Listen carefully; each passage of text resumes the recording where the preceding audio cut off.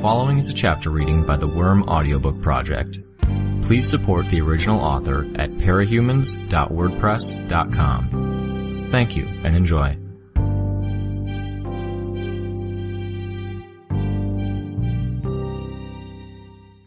I expect I'm not doing myself any favors, the girl spoke. Favors?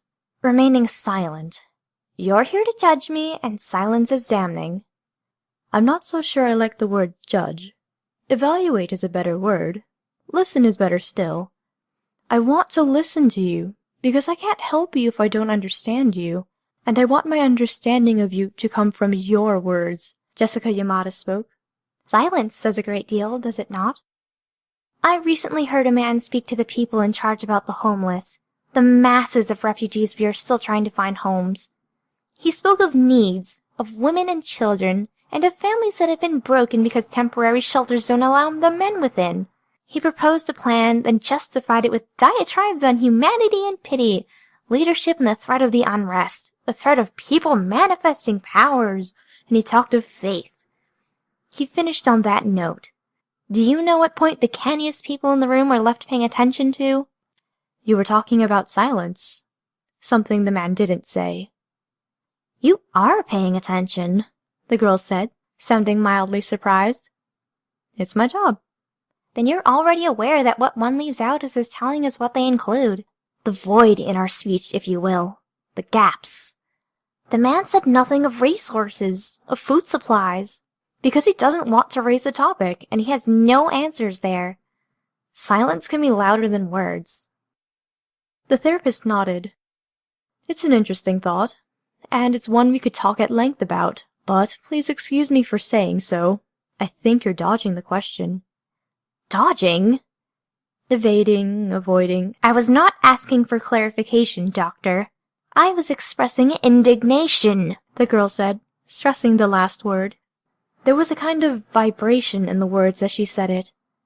Whatever else you are, you're still human. There was a time I'd have swiftly responded to that, the girl said. You would be dead, if you were fortunate enough. And you're acting like I should be able to read something in your silence. The problem is that speech needs periods of silence to be intelligible, to separate the words and keep it from being a steady drone of noise, to frame it. The opposite is true. To find the meaning in what's left unsaid, we need words to punctuate it. The girl opposite Jessica Yamada frowned just a little. Her deep green eyes didn't move a fraction as she met the therapist's. It held an intensity that suggested she could have faced down a stampeding elephant or an airborne missile. Very reluctantly, she said, Fair. The therapist relaxed a touch, sitting back in her chair. Whatever we do here is up to you. I've had patients who enjoy this kind of verbal jousting.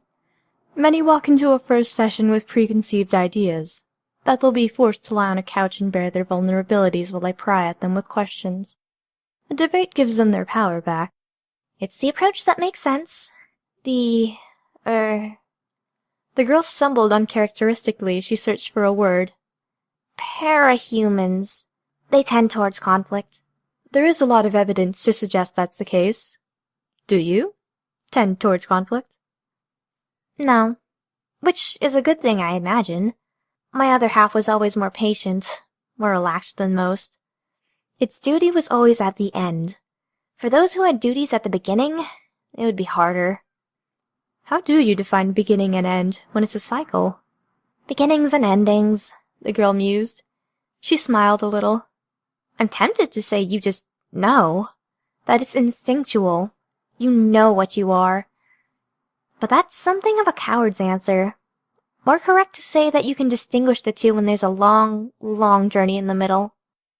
The therapist shifted her position, taking a glass of water from the table beside her and sipping it. No doubt inviting me to keep talking, the girl thought. She turned her attention to her drink. It was cold. She exercised her power, reaching into the deep, dark well within her, and withdrawing a single individual, Polatama, the fire singer. The individual emerged, coalescing from the shadows. A woman, dark-skinned, with skin painted in wild colors that had once hidden her features as well as any mask. Where it had once been paint and flesh, the barest minimum of cloth, the flesh ridged. Her eyes burned as she stared out from the shadows of her deep-set eyes. The girl didn't take her eyes off the therapist as the fire singer reached out and put one glowing fingertip into the water. It took a moment for the liquid to start steaming. The other two shadows stood at different points in the room. One stared at the bookshelf, its lips moving as it murmured in a voice only the girl could understand. The other stood at the window, arms folded, his cape moving in a wind that wasn't present, hood hiding his features. The girl in the heavy leather chair, by contrast, wore only a sleeveless top and a knee-length skirt. Both the collar of the top and the skirt had heavy lace at the edges. Her blonde hair was braided. It made her look far younger than she had in previous appearances, and she'd looked young then. "You were tempted to say you instinctually know who you are," the therapist said. The girl tilted her head a fraction. "To be blunt, I'd say the vast majority of my patients don't know who they are." The girl lifted the steaming mug to her lips. The smell of heavily spiced mead flooded the room. The therapist hadn't commented. She was technically legal, however young she might look. The girl swallowed, then said, "What, not who?" "It's the same thing, isn't it?" "Perhaps," the girl responded. The therapist spoke a little slower, as if she was testing her words in her head before she spoke, exceedingly careful. "You seem to know who or what you were before, and you changed your mind." "People are allowed to do that, to change." The response was dismissive, cavalier. All such a statement demanded. "Do you consider yourself people, then? Just a minute ago you said you would have taken offense to the idea." "You harp on. These are all variations on the same question," the girl said. "Yes. Who are you? How do you see yourself? Has that changed?" "I am very possibly the strongest being alive on this planet, short of the remaining Endbringers." "Very possibly." "A murderer." "In what sense?" the therapist asked. "One who was murdered, or one who murders?" "Same thing, isn't it? You don't leave that behind you. Nobody lets you." "People can forgive and forget." They might forget murder, they might forgive madness, but they won't be so ready to make peace with a lunatic murderer," the girl said. She sniffed a little, as if scoffing at the thought. "You wanted to know who I am? I was perhaps Scion's greatest ally, until—" "I wasn't." "Why weren't you?" When the girl spoke, an echo had creeped into her voice. A chorus. "You know, I could kill everyone if I so choose. If I decide to stand right here and right now and kill you all, it would be fully within my power." The therapist didn't flinch. Do you doubt me?" The chorus was there in full, 100 voices from one mouth. "To be honest, I don't know enough about the combat side of things to say," Miss Yamada said. "It's cause for any sane person to worry for their welfare, and for the welfare of their loved ones. You pretend indifference." "I'm anything but indifferent. I'm genuinely more interested in the fact that you seem to be avoiding the subject, a subject you raised." "I grow irritated with this pendantry," the girl said. She stood abruptly from the chair. 2 of the shadows dissipated into smoke. "Prolapse. Torturous sun. Full comfy. Rider in daylight." The 2 new shadows took their place on either side of her. Big individuals. Villains, once upon a time. The therapist continued. "You've stopped calling yourself the Fairy Queen. When I asked you for a name, you stayed silent, and you sat there for nearly 20 minutes before talking. You could have helped Scion and destroyed us all then. You didn't. I'm asking you what happened. It's clearly important to you." The girl's eyes didn't waver, but she lowered her chin a touch, and the angle of her head cast features in deeper shadows. When she spoke, the chorus of voices that came from her mouth was calm. "Do you have a preference in how you would like to die? I have a range of powers at my disposal. There are swift methods, but perhaps you'd like to go out more dramatically. If you beg for mercy, I could spare others." You're allowed to say you don't know the answer, Sierra. If it comes down to that, then I can suggest an answer and we can explore it together. The girl had gone still. Her shadows were flexing, one cracking knuckles on a hand roughly the size of the therapist's entire upper body.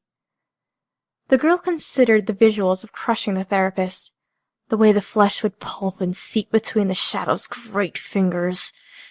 It was a good alternative to dwelling on the feelings that had just stirred. Nobody has called me by that name in a very long time. The words were more a threat than anything. It was in the records, Miss Yamada said. I need to hear the answer from your lips first, before I can offer you my thoughts. But let me warn you, I'm only offering a suggestion. Food for thought. I've read the transcripts from the debriefing you gave Chevalier. You talked about anchors. I don't want you to anchor to anything I say. Use it to find your own answer instead. You claim to know me better than I know myself. We'll discuss that point if and when we get that far. For now, I need to know your thoughts on what happened. But please sit down first, the therapist said. We both know you could kill me at any moment here. Having them here doesn't change that, but it is admittedly vulgar, the girl supplied. The therapist nodded. We'll go with that. The shadows dissipated, and Pelos, the ill-fated. I was the ill-fate. Daimones, the lost. The ones who replaced them were children. One, young enough to be androgynous, wore a long-sleeved shirt that hung down to its knees. It spun in places, skipping, then spinning again, a toddler at play. The other explored the room. The man with the hood and cape remained by the window, arms folded, staring out at the world beyond. Sierra spoke. He broke. He was strong, he was noble, proud. He was a monster, alien. They brought out the humanity in him, and then they broke him. I could have stepped in, but I didn't. I don't know why. The words were a challenge more than an admission, a demand for a better answer. Would you like to hear my theory, then? As you wish, Sierra replied. She didn't quite manage to feign the indifference she was going for. You're exactly what you appear to be. What do I appear to be, Doctor? An adolescent. Sierra frowned. I had hoped for a good answer. I'm older than you. Only just. Chronologically, I think we're the same age, 9 months apart. You miss my point, Sierra said, clearly annoyed. No, I got it. Chronologically you're older, and by those measures your youth is only a mask you wear. By other measures you're still a child. You triggered at a very young age. You were no doubt isolated, as masters tend to be. No doubt surviving purely by your own methods. Somewhere along the way, something happened. You stole the wrong power, you fought someone and lost, or you found yourself in a bad situation. In the course of that event, or in the wake of it, you unlocked stronger powers, and they eclipsed you as a person. Am I too far off track here? Sierra didn't respond. Her hard stare was a challenging one. Now a hard stare. You were still a child, and you needed rules and a foundation to define yourself by, as any child does. You chose your anger, chose Scion, and you formed your views of capes as fairy to distance yourself from a world you barely felt in touch with. You built up your persona as Glastic Wenye, a name others gave you. It might have even played a role in why you turned yourself in, and took up residence in the birdcage. You craved structure. You're calling me a child! I'm suggesting you were functionally a child until a very short time ago. You're now an adolescent. Scion was a powerful figure in your life, owing at least partially to your power's involvement in your day-to-day, minute-to-minute existence. Virtually every child goes through a phase where their parents are invulnerable, incapable of failure, strong and beautiful. They grow out of that phase when reality challenges that assumption. If what I'm saying was true, well, reality never challenged that assumption, because it was true, in Scion's case. Up until the moment he began to lose, Sierra said. Many begin to rebel against their parental figures around the time they enter adolescence, around the time they start seeing their parents as flawed humans. In your case, it was a faster process, a moment's decision. Whether I'm right or not, you were thrust into a new mode of thinking, a new mode of being. And it has to be bewildering. Your theory, then, is that the most powerful cell-block leader of the birdcage was a mere child, however old she might have appeared? That the answer to my present crisis in identity is that I am a mere teenager? For the adolescent, the greatest, most defining challenge is to find themselves, to seek out identity. For the unpowered youth, it's often a question of what clique they fit in, what clothes they wear, how they express themselves, and what path they want to step forward on in terms of possible careers. For powered youth, it's about all of these things I just mentioned, as well as the villain and hero labels, their place on the team, their place in family, the bonds they form. These are questions you're now asking yourself. Am I wrong? I just like being painted with such broad strokes, Doctor, Sierra spoke. There are always variations, Miss Yamada said. I'd never approach a patient with the idea that it comes down to this and this alone. It's a starting point. You need to find yourself, and you need to do it with the burdens of the strongest human being on the planet. I'm telling you, here and now, that this is something everyone faces at some juncture. It's perfectly all right to define yourself as someone who is looking for definition. The girl smiled a little. She lifted her mug to her lips, then wiped her mouth with her thumb. The therapist took another drink of water. You're smiling.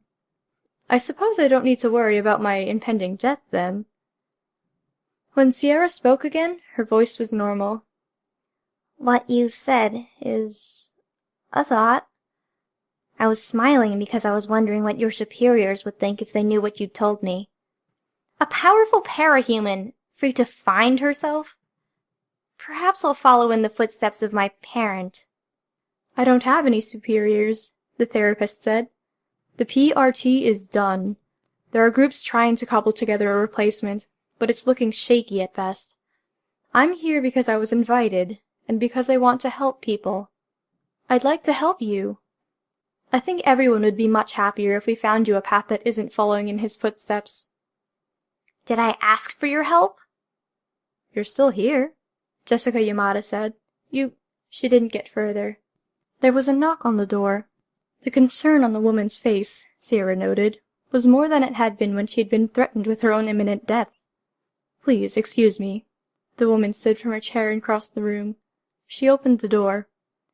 Sierra watched as the figure unfolded before her. A giant armored in the skin of a monster. A knight.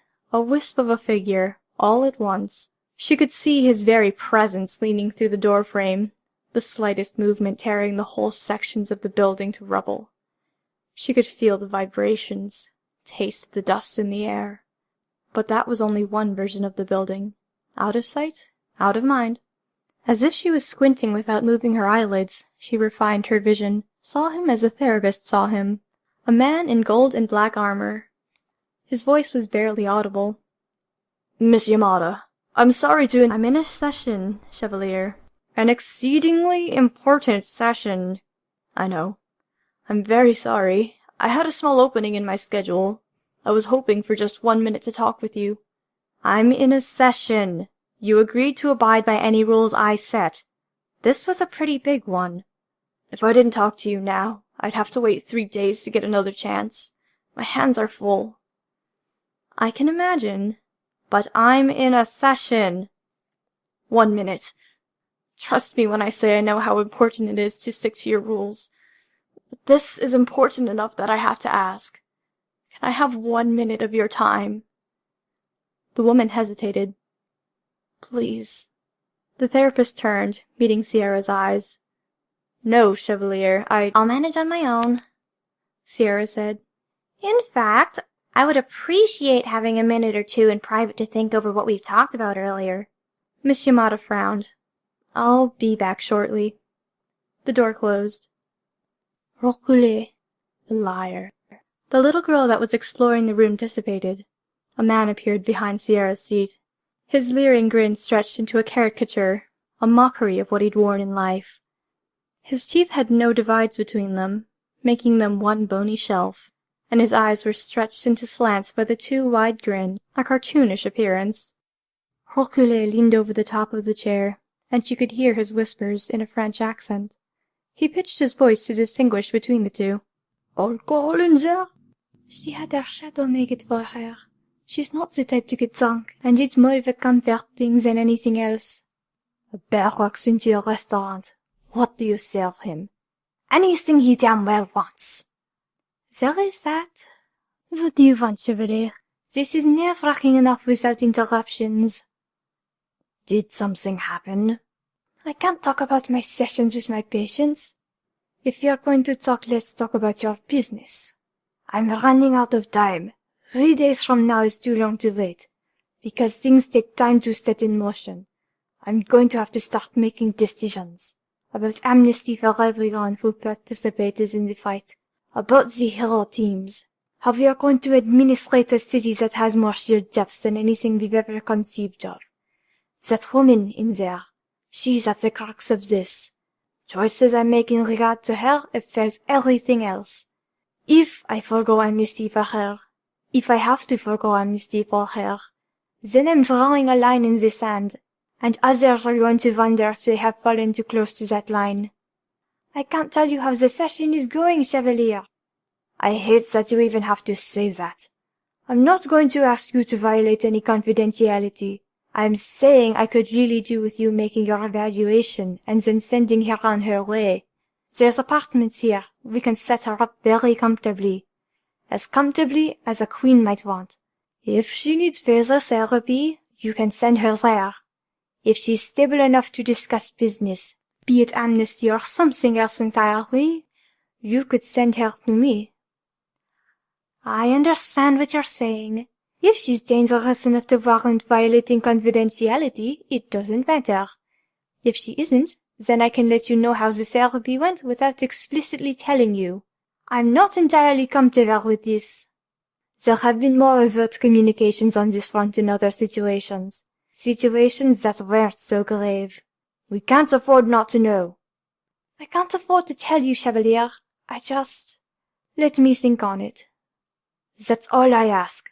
We need help, Jessica. I know you can't make a full judgment in 3 days, not with someone as complex as she is. But a starting point could make all the difference." "I understand." "We are putting the pieces back together. The scale of it is the biggest issue. All these worlds. There's room for people to start piecing their cultures and their cities back together. There's wilderness. Everything old is still there, sometimes multiplied many times over. But there's a lot of new, with more every day. It's all exaggerated. We don't have clout. And there are a lot of powerful people throwing their weight around. Scary people." "Speaking of..." "You're patient. I've kept you too long. I'm sorry." "No, I'm wondering about someone who was a patient some time ago. Can I ask about this... Capri?" "You can ask, but you won't like the answer. I wouldn't want you to be distracted from the remainder of your session in there." Sarah heard the liar sigh, mimicking the woman on the other side of the door. "I'll take your word on that. I should get back to Sierra." "Sierra? Her civilian name? I'm going to walk away feeling optimistic about that. My lips are sealed, Chevalier." There was no goodbye. The door handle moved, and the door swung open. Hercule disappeared. Prime Aptus, mother of the blind. Another shadow appeared as the therapist entered the room, a blindfolded woman with a small deformed baby in her arms, umbilical cord stretching into a gap in the robe. Sierra could see a glimpse of the giant in the hallway, retreating before the door shut. "I'm very sorry. That took longer than I expected," Mrs. Yamada said, as she took her seat. "No matter," Sierra said. She ran her hands over the baby's misshapen head. It dissipated into shadow, along with Prime Aptus. She didn't replace it with another shadow. "Forgive me. I overheard." The therapist reacted a little to that. There was a moment's pause, as if she was recalling everything that was said, searching for any damning detail. "I'll spare you the dilemma, Doctor. When we are done, tell me where I should go. I relieve you of any confidentiality. Tell the Destroyer what you must." "I don't think that's what we should aim for," the therapist said. "If we go with my theory from before, then you've only just started making strides on your own. You're growing up, belatedly, and you need to start making choices for yourself." "You'd let me choose?" "I think a better place to start would be figuring out what you want to be. That equips you to choose, if you feel you're ready." "And what if I was to say you're being presumptuous? That I don't need your help? I know who I am!" There was a threatening note to the girl's voice, a return of that echo. "Then we can talk about something else. Or you could go, if that's what you really want." Sierra didn't move, and her shadows remained in place, poised like animals ready to pounce. While the girl remained still, the three shadows resumed their ordinary business. "Let's begin, then," Miss Yamada said. The rooftop was lined with crenellations and a wrought metal railing in a metal darker and stronger than iron. Some capes rested in the space between the twists of metal, while others sat with their backs to the shorter wall beneath it. The crowd had gathered around, but the moment she relaxed, it became something else. Phantom images, a man on fire, a woman who stood half again as tall as the others, images like her own shadows, caricatures, exaggerations, powers manifested physical, except these were undoubtedly alive. They shifted from moment to moment. "Legend?" The Destroyer, Chevalier, spoke.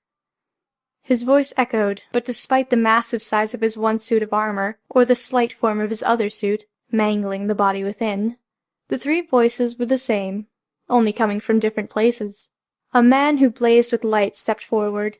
He was a living bonfire, blue-white in color, with living etches solid in the midst of it, white-hot, a stylized mixture of flame and light in one shape, floating in the storm of energy. They marked the position of his head, of his chest, his hands and feet. When the Coruscant Knight spoke, though, his voice was normal. "Legend," she reminded herself. "I was right there at the beginning. I suppose it's fitting that I'm here at the end. Maybe not right. There's a hell of a lot I'm sorry for. But it's fitting." He took a deep breath, the flames swelling. "They say a picture's worth 1,000 words. Let's shorten this speech, then, and take a second to look." He gestured, and heads turned. New York, in the process of being rebuilt. Dust and ominous clouds were being held at bay by a thin force field, and the city stood in the center of a brilliant sunlight. Where glass had broken and where oils had risen to the tops of the city streets, things almost glittered. A shining city. For every damaged area, there were people, fixing things, scavenging and hauling things away. Tents and tarps were erected, barriers raised. Already, buildings were going up where portals had been torn between realities. Chevalier had called it a city with depth. It was true. Most cities existed on a two-dimensional level, spread along the 4 cardinal directions. Buildings extended above and below ground. But even the tallest building was but a fraction of a distance compared to the breadth of the city. Here, in this city, one can travel to one area and make a turn into another world. There they would find the fledgling beginnings of an expansion, sprawling from that central point. It was too much to manage. Even the smallest villains had elbow room to maneuver and manipulate. "I've never been one to couch my words. I'm direct, like my lasers," Legend said. "It's beautiful, and it's frankly terrifying. The Endbringers we're praying, dormant. The major players are busy recovering and rebuilding, giving us 6 straight months of peace for the first time in 20 years. If you count non-parahuman conflict on a global scale, well, I don't know how long it's been. It's been a hell of a while, if ever." Sierra closed her eyes briefly. When she reopened them, Legend was his human self. Tiring to maintain focus. "The peace will end. It always ends. When bad things go wrong, it'll be worse because we've had the break. Because it's had time to stew, and because we're still reeling from the last time. But I know you. I've fought alongside a number of you. The badges you wear are a sign of that." Sierra glanced around. Like her, many of the capes wore a simple symbol on their upper arms, a golden circle with a golden dot in the middle. For some, it was a loop of cloth. For others, it was engraved on armor. A simple symbol testifying that they'd been there. There's no more oversight, for better or for worse. That means it's our job to keep our eyes open, to watch each other's backs, and to watch each other. I can tell you right now it's not going to be perfect. Maybe I'm a living reminder of the fact that we can't trust anyone. For those of you who are paying attention, the circumstances of Alexandria's demise in Brockton Bay are a testament to what happens when corruption runs too deep. Nobody benefits. Legend sighed. Some are still angry at me. At Alexandria, Eidolon, and others who played parts. But you haven't spoken up, you haven't interrupted me. I'd like to think it's because we all recognize the same fact. It's our second chance. Something we've all dreamed about from time to time. A chance to cut out the rot and start anew. To fix things that were broken before. There were 1 or 2 nods around the group. And it's going to be hard, Legend said. Those who know how badly we fucked it up on that last try, who know the full story, they get why this is so frightening a prospect. We still have to clean up the messes from last time, and we have to be doubly, triply sure we move ahead properly this time. Already there are people plotting to take advantage of present circumstances. Already there are things going wrong. It's an uphill battle. But, Chevalier cut in, like those badges we wear show, we've all fought in at least one bitch of a battle, and we came out ahead. I'll be damned if we're not ready for this one, Legend agreed. Cheers rose from the group, fists pumped in the air, boots stomped. And, Legend said while the cheers were present but dying down, with all that said, we're moving forward with our second chances. I'd like to introduce you to the newest member of our wardens, Valkyrie. He gestured, and the crowd parted. All eyes fell on her. When she stepped forward, she had to be careful, her longer legs unfamiliar. Staying young had come with benefits. The crone, Schwarzatante, had been able to give Sierra some of the time she'd stored away. The ghost of a hero called Thane had fashioned her armor, shield, and sickle. The crowd parted as she approached. The body of a 19-year-old was an unfamiliar one, the costume even more so, gold and sky blue. The cloth that dangled from her belt traced the insides of her thighs to her knees. The skirt stopped mid-thigh, silent even with the gold chains that traced its edges. The mask didn't block any of her vision, but it pressed against her cheekbones and forehead, reminding her of its presence. Even her hair was longer, tied back in a thick braid. She liked the wings, though. The wings were good. The rest would take getting used to, after 30 years as a childlike fairy queen. But the wings were a natural fit from the start.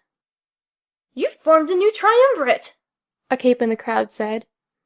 It might have sounded accusatory. "Valkyrie will be starting from the bottom," Legend said. "She'll earn her way to whatever rank is most fitting." There were murmurs in the crowd. For many, the sentiment was the same. "I think we know what that rank will be." For every 2 people that thought the strength she brought to the table was a good thing, there was one who was suspicious, doubting, or discouraged. They knew who she was. The figures that accompanied her made it clear enough. She couldn't think of them as shadows anymore. She liked debating words, the power of words, of titles. It had been her favorite part of the sessions with the therapist. The subject of renaming them had come up in the recent past, along with the discussion of what her new identity meant, and her new name. Valkyrie, warrior woman who guided the souls of the dead warriors to the afterlife. These spirits were her warriors, not mere shadows. Now, perhaps 2 people in her camp to 1 person against was optimistic. There were others harboring doubts, a little slower to offer their congratulations. Given time and a night to think about it, they would start to think about what her presence meant. That they might fall in battle, and she would claim them for herself, adding to her own power. Her vision flashed. For a moment, she might as well have been in hell. The capes here on the rooftop were inhuman, even monstrous, distorted and exaggerated. The city glowed with the distant presence of other capes, as though it were on fire. Valkyrie resisted the urge to pinch the bridge of her nose or shake her head. Her heart pounded long after the image had faded. Nobody had said this would be easy. Just the opposite. The speech was done, and the city around them demanded attention. Slowly, capes began peeling away from the group. "Hey, Valkyrie?" Miss Militia asked. Valkyrie turned her head. Miss Militia jerked one thumb in the direction of a man with a massive round shield and a spear. "Want to join us for a meal? We're leaving on patrol soon, so we were going to grab an early dinner. You're welcome to come with." Valkyrie opened her mouth to speak, then thought twice about it. She was still learning to talk normally, to stop affecting the fairy's noble manner of speech. She was getting lessons, and it wasn't perfect yet. If she spoke, it would turn heads. Except here, now, she almost missed the familiarity of it, the power of her old voice. "No obligation," Miss Militia said. "Honest, I get it." Miss Militia had been the one to invite Miss Yamada in, to connect them and give her a chance. She knew, perhaps better than Chevalier or Legend. Valkyrie offered her a tight smile, then turned to leave. When she walked down the halls, flanked by her 3 chosen warriors, her heels struck the floor. There were wardens in the hall, talking. "Where's Defiant?" Complete radio silence. She was half again as tall as she had been, fit, glittering in armor, carrying a weapon and shield, and she felt more fragile than she had in a long time. Incomplete. Her vision flickered again, like lightning before a crash of thunder. As the Fairy Queen, she'd had a mission. She'd been a part of something vast, a powerful engine that had reshaped whole civilizations, then erased worlds from the universe. "We've got muscle now. Might be we can make headway. Retake the Eastern Queen's portal." "Shh!" Eyes turned to her. They talked about her like she was a secret. Too many people. She needed the therapist, but Miss Yamada wasn't here. She'd come at a moment's notice, with only one phone call, but somehow it felt like that would only compound the feeling of fragility. I wanted to be more human. Never human, per se. Only more human. Parahuman, instead of inhuman. She'd spent so much time in therapy, figuring out what Skyon had been to her, coming to terms with the loss of the pillar he'd become in her psyche. In trying to distance herself from him, had she set herself on the exact same path? Seeing the flickers in the crowd wasn't helping. She avoided them, making her way downstairs into an adjoining structure. Once upon a time, she'd used that other site exclusively. In this, in the here and now, she was warring with the Keeper of Dead. A part of why she felt incomplete, fragile. They craved purpose. It took a special kind of willpower to avoid using abilities altogether. Some did, but they were rare. Using her powers meant killing. It meant being around the dead, immersing herself in the gravest kinds of conflict. Would her experiment in humanity be so short-lived? She found an empty hallway and took it. Things were under construction here, hidden behind plastic. She ignored it, taking the paths that were available to her. Finally, she came to a large room. A cafeteria, apparently unfinished. Only half of the tables were present, the kitchen unoccupied and unstocked. The serving area had 2 tracks where trays could slide. One of the 2 tracks was behind a thick plexiglass barrier. She sat down on a table, her feet on a bench, lost in thought. Not 5 seconds in, her official phone rang. She ignored it. I only want some peace. This wasn't her. Had it been madness? Arrogance? Joining the side of the angels?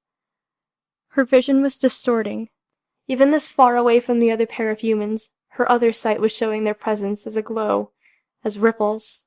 She turned her eyes skyward, but one figure streaked through the sky well above her. She heard voices and turned. "We meet again, Fairy Queen," the voice echoed through the chamber. She turned to see a thin man accompanied by a brutish caveman of a figure, walking on the other side of thick plexiglass. A child was on this side, petite, blonde, wearing a sweatshirt and jeans with pink sneakers. Valkyrie felt a pang of jealousy. She'd missed her old body, and the girl resembled her superficially. "Goblin King," Valkyrie responded. "I don't go by that name anymore." "A pity, a pity." "This is my Alice, visiting our not-so-wondrous wonderland." "Riley," the girl said. "I keep telling you, it's not Alice. Riley." "A mere title, not a name," the man tittered some. It was an eerie sound coming from someone his age and gender. Not that Valkyrie minded. She'd dealt with worse in the birdcage. "Never mind," Riley said. "Alice it is, whatever." Valkyrie looked between the two. "Are you allowed to be here?" "I'm incarcerated," the Goblin King said. "She's visiting." "Officially visiting. They're watching me. Probably watching you too. We've played nice for the last stretch, and the illustrious Nilbog gets visits as a reward, so long as he's good. We keep our distance from the barrier. And they don't use the cameras to fill us full of darts." Valkyrie followed the girl's eyes to a camera mounted in the corner. "As you can tell, I keep friends of the highest caliber," Riley said. "Yes, yes," the man said, seeming very pleased with himself. The sarcasm appeared to be lost on him. "A fallen king is still a king, yes?" If he can hold his head high, then he's more kingly a man who relies on the crown and silks, Valkyrie said. "Yes, yes, quite right," Nilbog agreed. Riley was smiling, as if to spite herself. The phone was ringing again. Valkyrie cancelled the call. She knew why they were calling now. They were less than comfortable with this trio in one room together. No matter. "I came for my weekly dose of sanity, if you know what I mean," Riley said. "Spend enough time with them, you need a break from it all." "I do believe I know what you mean," Valkyrie said.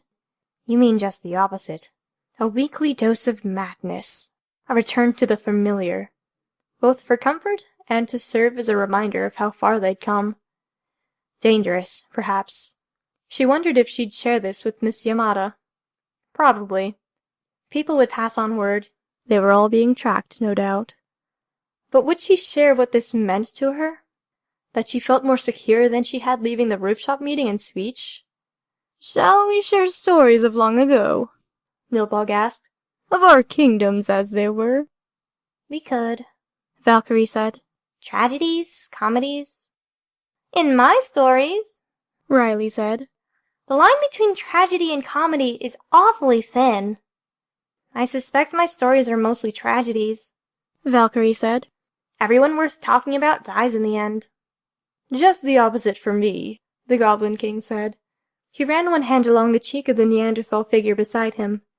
When he turned to face the barrier, he limped, and the brutish man helped him stay balanced. "My favorites persist. They keep coming back to start the adventures anew. A little different every time. This is my helper. They allowed me him. Only him." For a man talking about comedies, he looked sad. The amnesty still hasn't gone through in entirety. There are snarls, like this king without a crown or a kingdom. There were distant running footsteps, growing in volume as they drew closer, suggesting that capes were en route to intercept her. Valkyrie glanced over her shoulder. "I suspect this visit will be cut short." "Fuck!" Riley said. Not that the Goblin King isn't awesome, but... She trailed off. "Maybe another time," Valkyrie said. She raised her hand as the capes entered the room from the far corner. She had to pick her words carefully, so she wouldn't sound strange. "I'm being good." "We'd like to play it safe," one of the capes said, "if you don't mind." "I understand." "Another day, Fairy Queen," Nilbog said. He smiled, bowing a little. Valkyrie returned the bow. When she rose to her full height, she was smiling a little in turn. It surprised her. Flip sides of the same coin. Rebirth. The act was an idle one, like one might move a hand inside a pocket to double-check there was nothing inside it. She used her power, bringing one of her warriors through, on the other side of the barrier. The Neanderthal reacted. Valkyrie's warrior didn't manifest in full, but it flowed through the Neanderthal's body before rejecting the host. Almost. Close. Shepherd of the dead, Valkyrie thought as she walked away. The Goblin King was shushing his creation. They were all parts of a whole. The Chirurgeon, the Maker, the Keeper of the Dead. It only made sense that there would be synergies between such abilities. A way to bring her dead back, perhaps? She could see them in the dark recesses, waiting, loyal, obedient. The ones she'd collected, some still mending from the great fight 6 months ago. She felt better now, less incomplete. Her other half was content with this line of thinking. She just wasn't sure when she'd take it.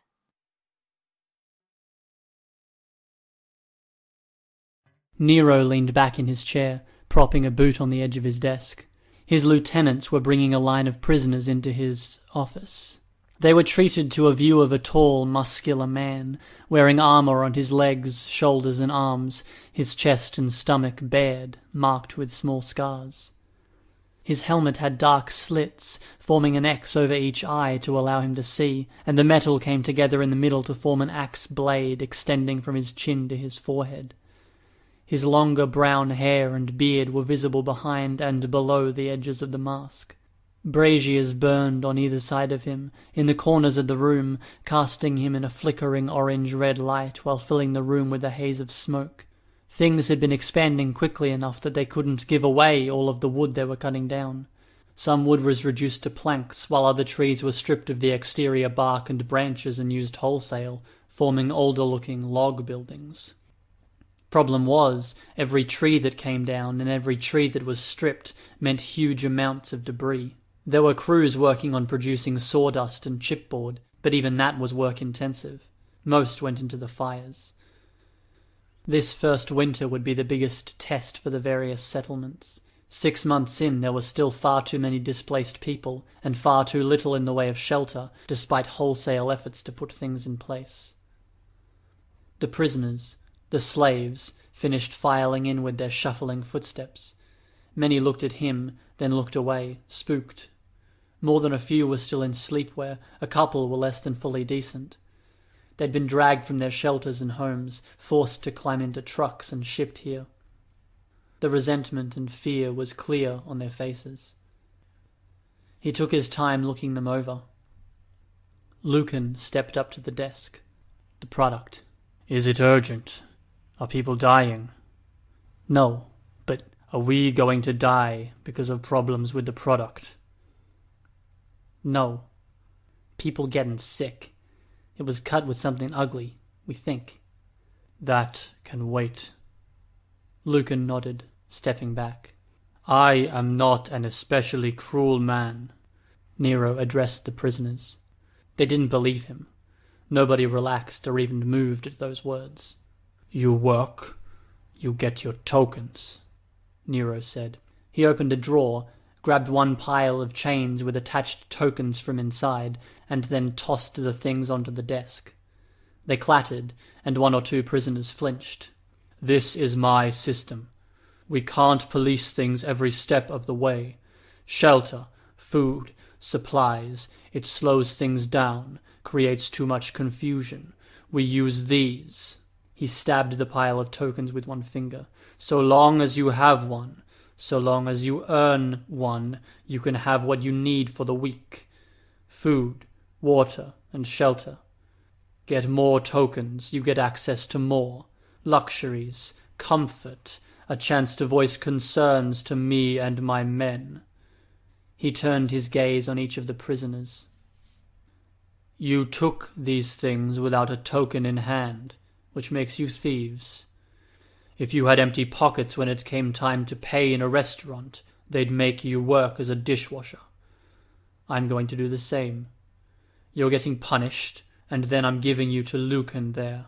He'll work you for the week, keep you in chains, and give you the bare minimum you need to get by.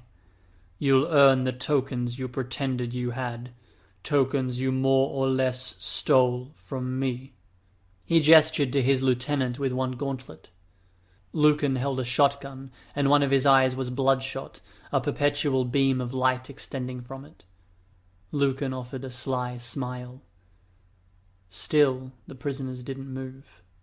If you try to run, you won't escape. One of the names they gave me was Persecutor. I was good at finding things and finding people before I got powers, and I got better after. If it gets to the point where you're back here a second time and I recognize your face, it'll get uglier. If you try to shirk your duties and leave, it'll get uglier.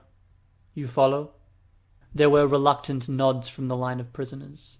"This is the way things are," Nero said. "You've got guys like me in charge because you need us in charge. Adapt." "Adapt?" one prisoner said. An old man, his hair sticking up from sleep and a lack of shampoo. He sounded just a little drunk. "Only reason you're there and we're here is you got powers." Nero didn't move. "Did you have tokens my lieutenants didn't find?" "No tags. I worked a full 9 days and they didn't give me any tags. How am I supposed to work the next 7? The older man retorted. "If you don't have 3 tokens, you don't have the right to look me in the eye and talk to me." "Then punish me. But I'm going to say what I want to say. You don't deserve this, being in charge. You're causing more trouble than good. We were doing fine before you came. You're a thug who got a lucky roll of the dice." Nero shifted position, leaning forward, settling one armored elbow onto the desk. The posture helped to show the golden dot within a circle emblem on his upper arm. "You don't know what powers take from you, old man. What they cost us, the wars we've been in, the people we've all lost. Hell, you don't know what it takes to get 'em. So when you find that out, when you get your own powers, enjoy them for a bit. Then you can talk to me. If you don't get that far, you'd better learn to bow and scrape. I'm better than most, believe me. I'm actually fair." "Your lieutenants demand 2 weeks of work for 1 week of sustenance. They demand sexual favors and help themselves to things we manage to bring with us. Precious things. To me, that means you have to be a fucking idiot, running the day-to-day while they take advantage of you." 2 teenagers in the group cast a worried glance in the man's direction, roughly the same age, 17 or 18. Nero stared at them for long seconds as he considered the man's words. He glanced at Lucan. Lucan shrugged.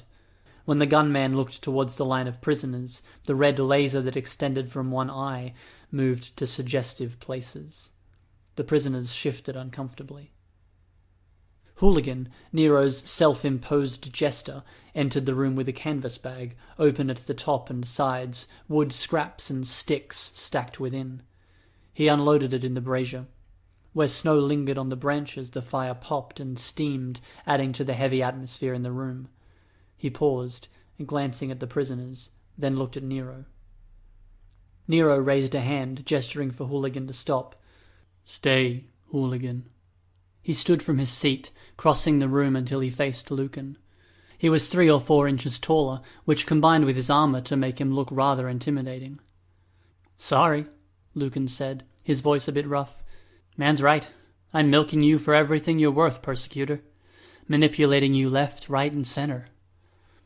"Tragic. A travesty," Nero said. Then he allowed himself a chuckle, looking at the prisoners. "We're old friends. Next time don't go thinking you can turn people against one another if they're close enough to have matching code names. Want to try anything else, old man?" The man didn't show any disappointment. "Do your worst." "Ah, that's not smart," Nero said. He paused, as if suddenly restless. When he did finally speak, it was with a steadily rising volume. "Breaking my rules while living in my territory. You insult me to my face, and then you tell me to do my worst." The older man didn't flinch. "Those 2, Nero said, pointing at the 2 teenagers who had reacted earlier. Nero didn't take his eyes off the man. "They were with him?" "No," the old man said. "Yeah," Lucan answered, "all squatting in one room." Nero nodded slowly. His fingertips drummed on the table. "Don't touch the old man. Lock him up, but don't touch him. His kids? No. the old man said. "No!" "They take it instead. Let's leave no doubt they paid a price," Nero said. "Shave their heads, then give them tattoos nice and big in a place where people can see." He raised his hand, cupping it. A device, slowly rotating in midair, began to appear, slivers flying out of nowhere to fit in together like pieces from a puzzle. A long needle, a site for the ink to be plugged in, a handle. It was soon orbited by 3 vials. Rather than slivers, the liquid came in as round droplets, seeping into the vials to fill them before the splinters sealed the exterior. "Face? Neck?" Lucan asked. No! The man's scream was ragged. Nero held out his hand, and Lucan took the device, holding out another hand to intercept the vials of coloured ink as they completed one last rotation, slapping his palm. Nero approached the youths, taking hold of one's chin and the other's neck. Slivers appeared, converging on a point inside them, but when he pulled away there was nothing visible. "Face or neck will do. Both, maybe. Something like property of Nero, a drawing of my mask, or maybe a thank you to Daddy just to drive the point home," Nero mused. "He did say I should do my worst, so be sure to give them a light beating and... We sell all the product already?" "Still some left over," Hooligan said. He was smiling, still holding the empty canvas bag, enjoying the show. "Then, as long as this merry band wants to take stuff for free, give this man's son and daughter a share of the product." No! No! Please! Nero stared at the screaming man. "By the time they go back to their daddy, I want them hooked enough they'll beg to do my lieutenant's favors, or give my lieutenants anything of value they can think of." The older man crumpled, doubling over, falling as much as he could fall with the chain stretching between his shackles and those of the people on either side of him. The pair of teenagers were cowering as Hooligan and Lucan approached, but the chain limited their ability to move to mere feet. The prisoners on either side stepped in, partially because of the pull on the chain drawing them together, partially out of an instinctive need to provide some measure of protection to the vulnerable. Hooligan hopped up, flipping around until he was walking on the ceiling, then hopped down, landing behind the teenagers. Keys twirled around one finger. Hooligan began unshackling the pair. Lucan hit one of the people in the way with the butt of his shotgun, and the prisoners began backing away, stretching the chain taut once again. "Uncle!" the teenage boy screamed. Panic was taking over, but Hooligan was stronger than he looked. "The rest each get a light beating," Nero said. "Nothing severe enough to keep them from working. Believe it or not, Uncle, I'm trying to run this area. I'm not especially cruel, not in relative terms. There are much worse people out there." The man looked shell-shocked, caught between staring at Nero and watching the struggles of his niece and nephew as they were dragged into a back room by Hooligan. Lucan tossed Hooligan the tattoo gun and ink. "Uncle!" the boy screamed. The door slammed, and the uncle looked like he'd been physically struck by the slab of wood. "The rest of you. I know you don't like me, and you won't.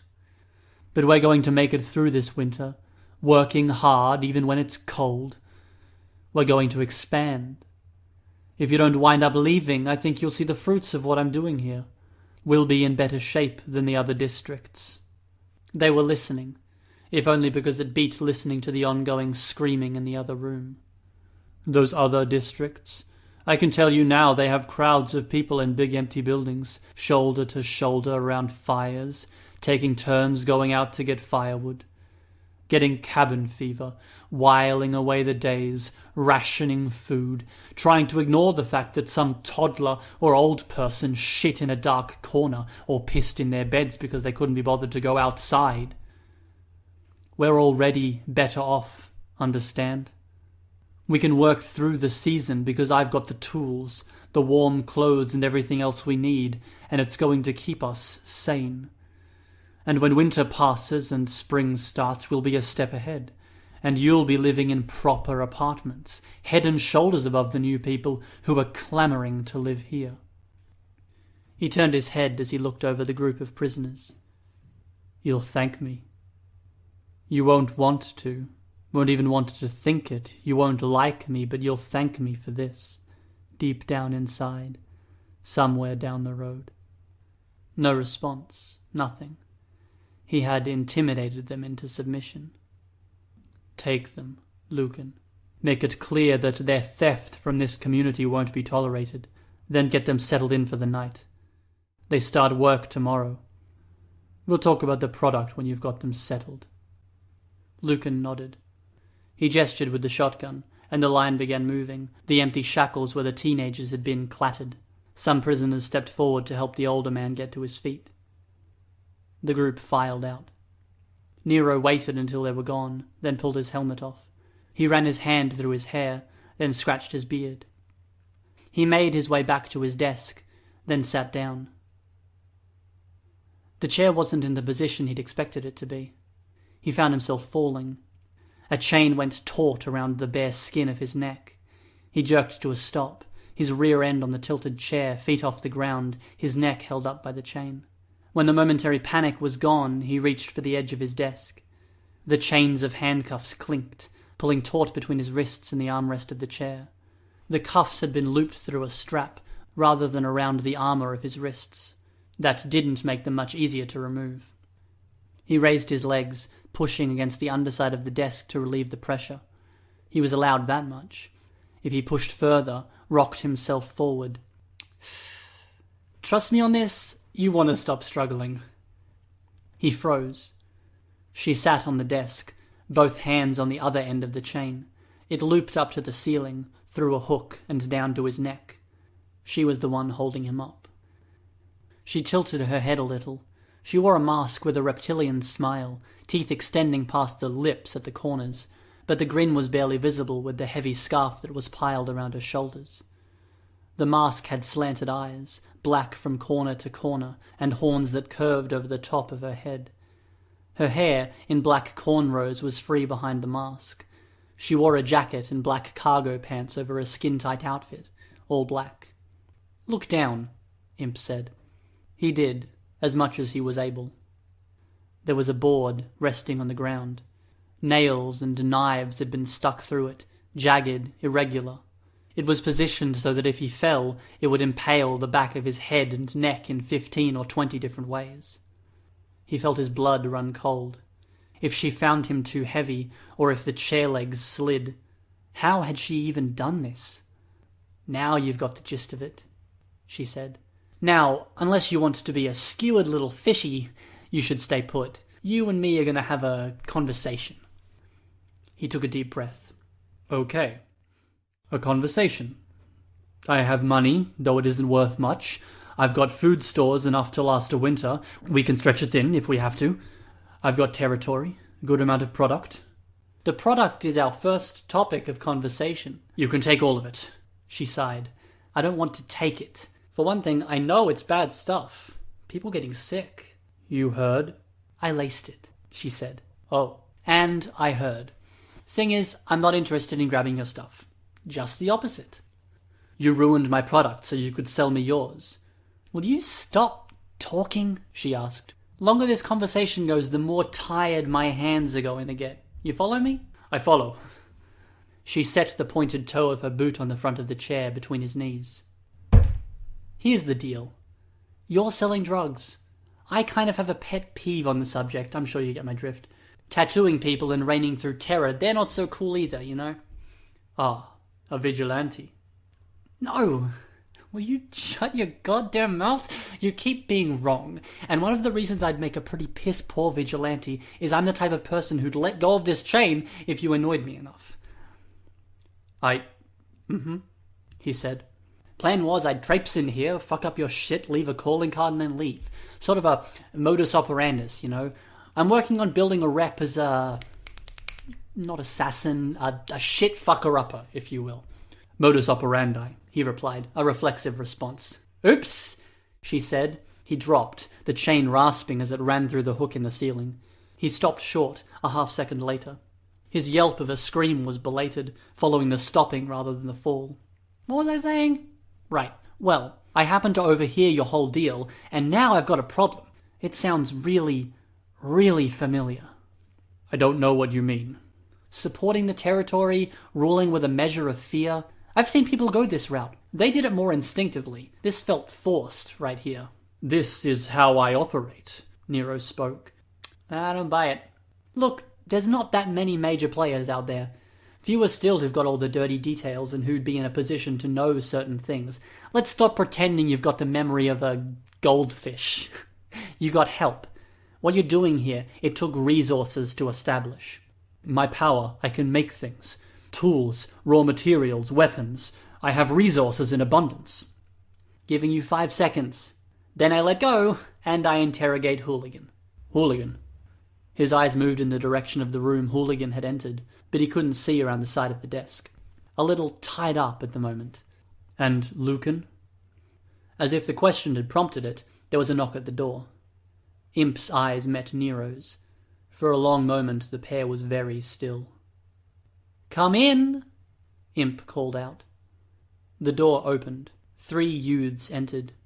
A young teenaged boy with wild blonde curls, a 10-year-old with straight black hair, and another girl, 1 or 2 years younger, with a manic grin and her dark hair cut in a pixie style.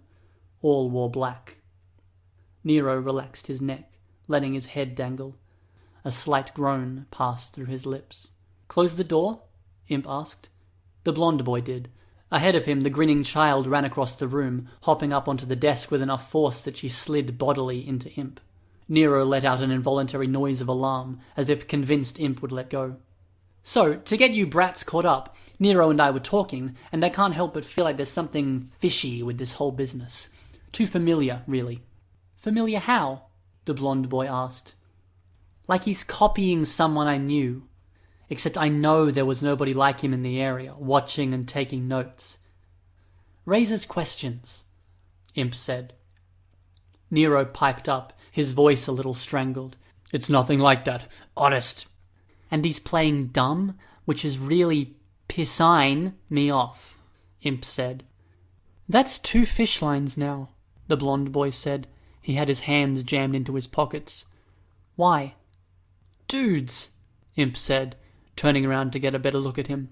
"Did I finally just pull off a reference you ankle-biters didn't get?" The girl with straight hair crossed the room until she stood beside Nero. Her voice was a quiet deadpan as she stared down at him. "Nero, not Nemo." "What?"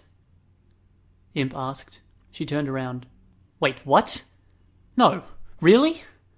The blonde boy nodded as he smirked a little. "No. Oh, God, no.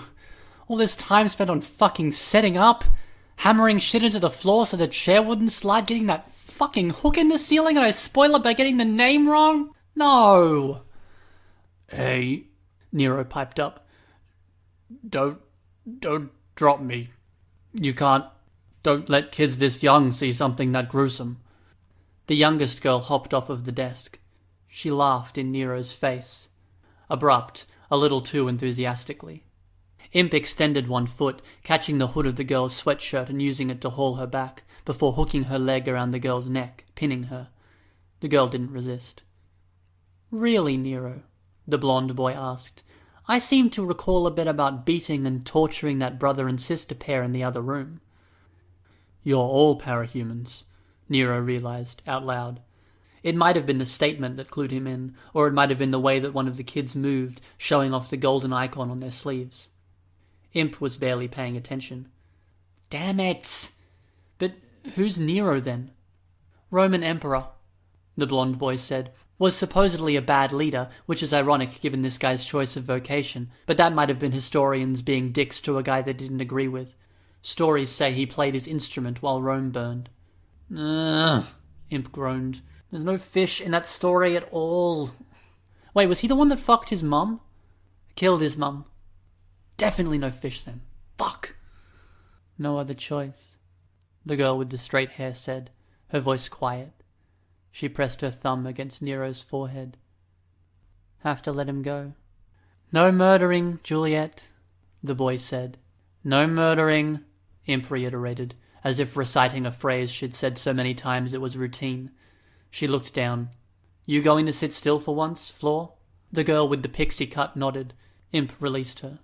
That's better. Hands are getting tired enough without me sitting in a bad position, too. I can take over, Juliet said, with no inflection to her voice. Yeah, no, not falling for that one again.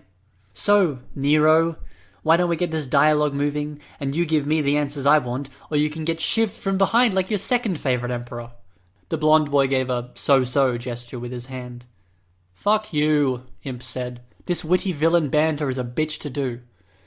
Stop trying, Juliet said. I'm siding with Juliet here, the blonde boy said. Maybe you're not the type for... Imp used her power, disappearing and reappearing in quick succession. Not enough to be forgotten entirely. She drew in a bit of breath, then launched into it. Why don't we get this dialogue moving then? Give me the answers I want, or the only instruments playing at the end of this story will be your voice, screaming. The blonde boy gave her a thumbs down. She used her power. Start talking, Emperor, she intoned, sounding just a little weary. There's nothing to say. There's really only two answers to this little dilemma of ours, Imp said. Either you're lying, badly, or you're under some crazy compulsion. If it's the latter, you're about a hair away from deserving a violent end. If it's the... What? The blonde boy was shaking his head. Former, then latter. Imp used her power. There are two real answers to this situation here, Imp said. Either you're doing a fucking shitty job of lying, or you're under some kind of compulsion. If it's the former, I'm not seeing a reason to keep holding on. If it's the latter, then I'm not seeing much of a reason to carry on with this fucking conversation. Or, Nero said, his eyes wide behind the eye holes of his helmet, I'm telling the truth. If that's the case, Imp said, I'm gonna feel really crummy about this. I can barely think. I think this chain might be cutting off circulation. I've got spotty bits in my memory. Cope, Imp said. Here we go. I don't... 5, Imp said. 4, 3, 2... Teacher, Nero said. Quick, abrupt. I didn't hear anything, Juliet said, putting a finger in one ear and wiggling it a bit, as if cleaning it. What a shame. Teacher? Imp asked. You forgot the part where you let go of the chain, Juliet reminded her. Hush, the blonde boy said. He gave her a hug from behind. Maybe you'll get your murder next time. Nero gave the youths a wary look, then broke into an explanation, rushing a touch. Teacher, he gave me the plan, told me what to do. So long as I follow his game plan, I get supplies I can't get with my power. Stuff you'd need forged. Documents and hard cash. He unlocked my power, too. Used to be I could only make a few things. Darts. I know where my stuff is, so I could tag people, track... You're rambling, Imp said. Rambling is good. Better than playing stupid, but maybe focus a bit here. The game plan, Imp prodded him. He gave me guidelines. There's a whole list of things I have to do, times to do them. I send in weekly reports, he sends me updated instructions. I'm not the only one. There are others. He told me he knows there's no guarantee I'll work out, so the instructions differ, and so do the people following them. If one of us succeeds, he steps up the rewards, helps us become even more powerful. We fail, or we tell someone, and we're on our own. And, so long as someone succeeds, Imp thought aloud, he's connected to someone in power. Nero shook his head, then nodded a second later. Maybe. He said he wasn't interested in power for power's sake, that you couldn't be the guy working from the shadows and the guy wearing the crown at the same time. He's not going to say that to the guy who wants to wear the crown, the blonde boy said. I don't know, Nero said. I'm not disagreeing, I really don't know. Anything else? Imp asked. Trust me, you don't want to hold anything back here. What do you want to know? The drugs. Who from? NYC. This really isn't the time to act clever, Imp said. Clever? No, not New York City, New York Sea. There's a cartel based in that dimension, on the island. Powers? Yes, the leader's a Trump. Even the wardens are leaving them alone because of it. Imp nodded. One of you three remember that for me. And by one of us three, the blonde boy said, you mean me. Why, Samuel? Juliet asked, in her characteristic deadpan. I'm trustworthy. More details, Emperor. Be inventive, Imp said. Dig deep. Come up with something I want to hear. No, I can't think of anything. Imp sighed. Right. Then I suppose we're done.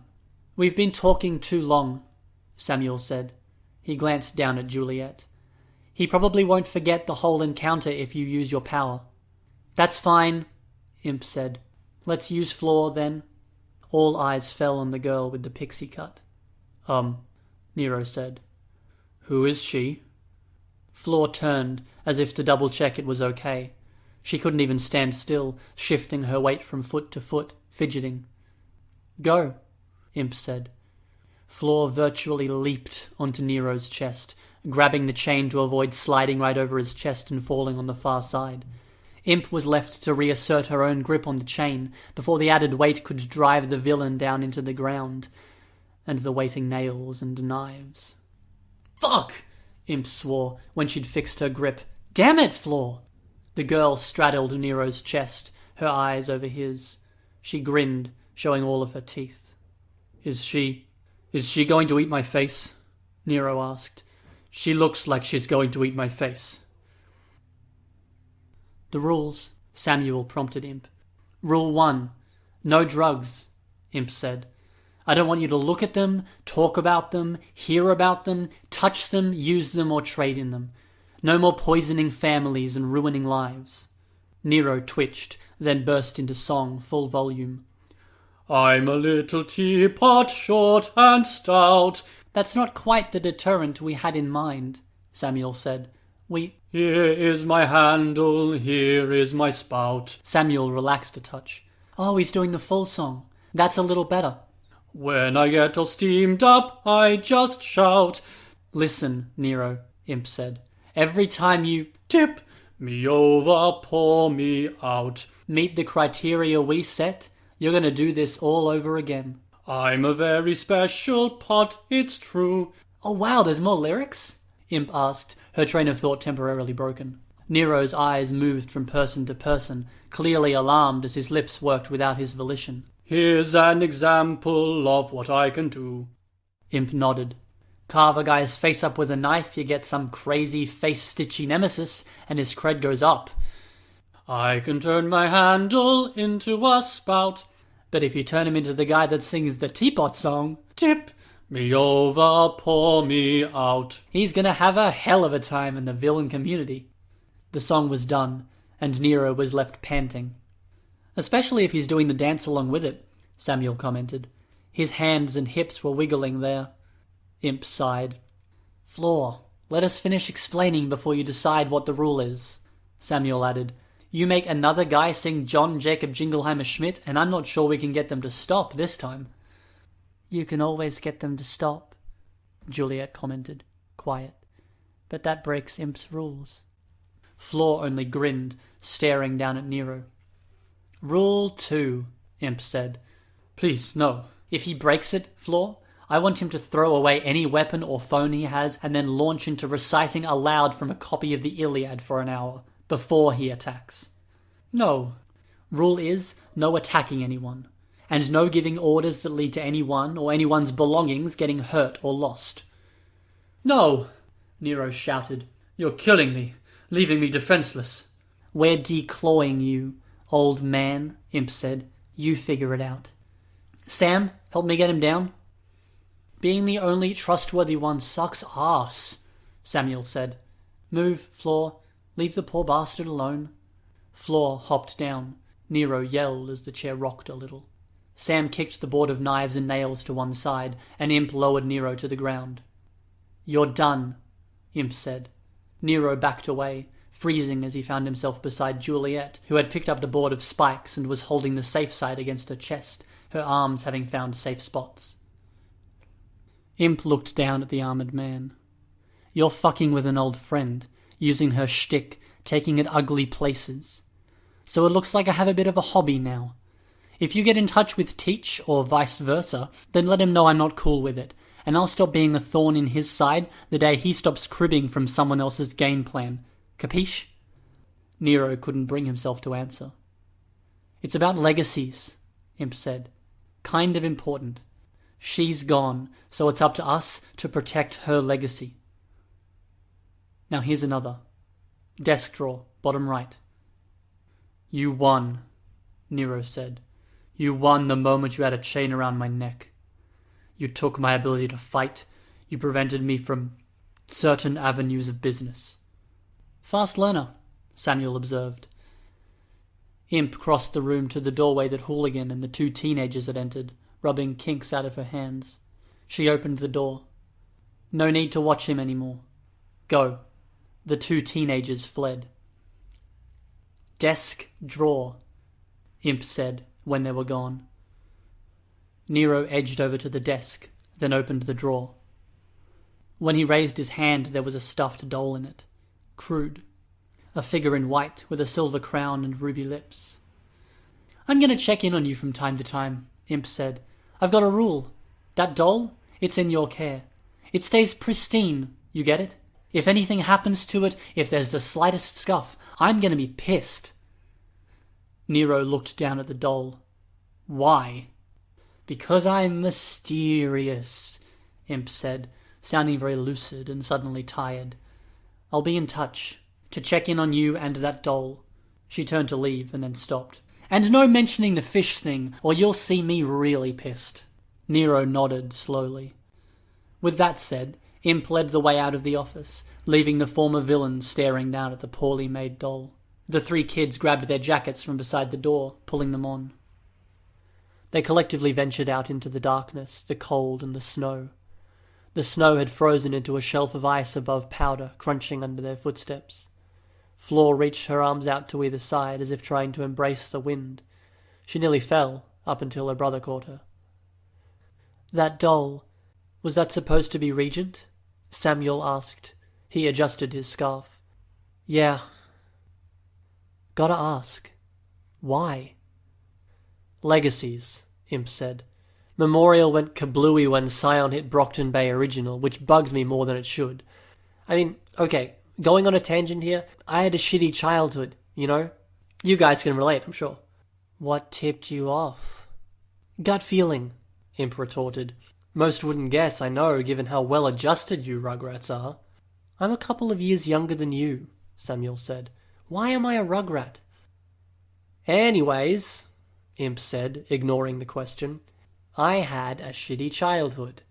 You go through that and the people who matter end up mattering a fucking lot, you know?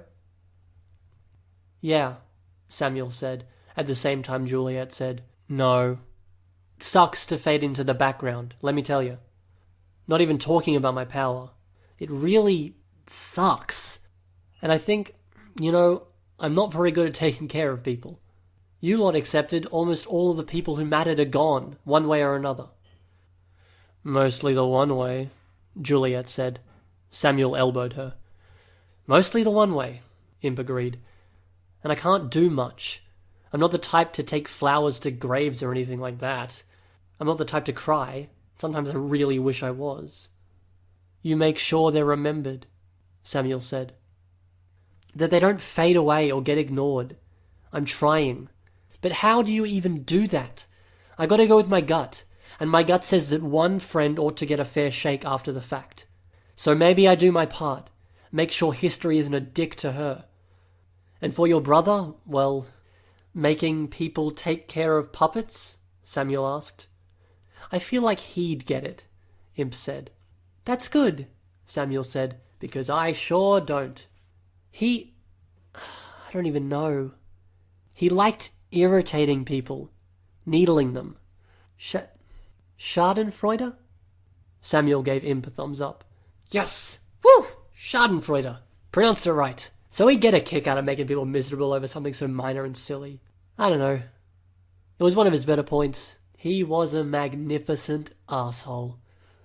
Aisha was a big fan of Jean-Paul's asshole, Juliet said. You catch that, Flor? Flor nodded, grinning. You guys are dicks, Imp said. That's not what I said. Gross? No. And fuck you. Samuel fixed Flora's scarf to cover her face, then fixed the scarf in place by clamping the earmuffs down over scarf and ear both. Close enough. We'll be sure to inform the rest of the gang about your fetish when we get back. You probably would, Imp said. How do you even know what a Never mind. Dumb question. Cold is getting to me. Right, the cold. Flora was starting to struggle, being the shortest member of the group. Imp picked her up, swinging her around until she had her in a piggyback position. The snow crunched underfoot. Though it was night time, the light of the sun reflected off of the moon, and the snow reflected that light in turn. It was more fitting to twilight than midnight, now that her eyes had adjusted. The buildings looked grim, stark, and utilitarian. You're the only person that isn't family that has ever had the guts to touch Florence, Samuel commented. She's not that bad. Not at all, Samuel said.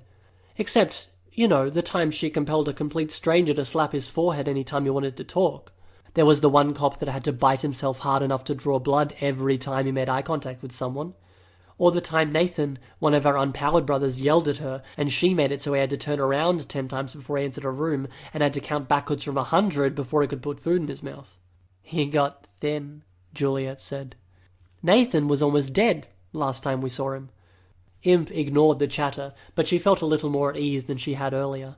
Sam said something, then elbowed Juliet, who only offered a comment, inflection-free. Imp watched them to make sure that no weapons were drawn, literal or otherwise. It was in the process that a blur caught her eye. A shadow in the distance, perched on a building. Do you sense her? Imp asked. Her? Sam asked. Guess not. Trouble? Don't know, Imp replied. She let Flor down to the ground, then faced the figure head-on. With a broad gesture, she beckoned for the figure to approach. The figure didn't move. Bitch, Imp muttered. Gimme a minute. She stopped suppressing her power, and she could see the faces of the others change. Confusion. She felt a bit sad seeing it, but she could see how they banded together. It wasn't the most healthy sibling dynamic, but they were together.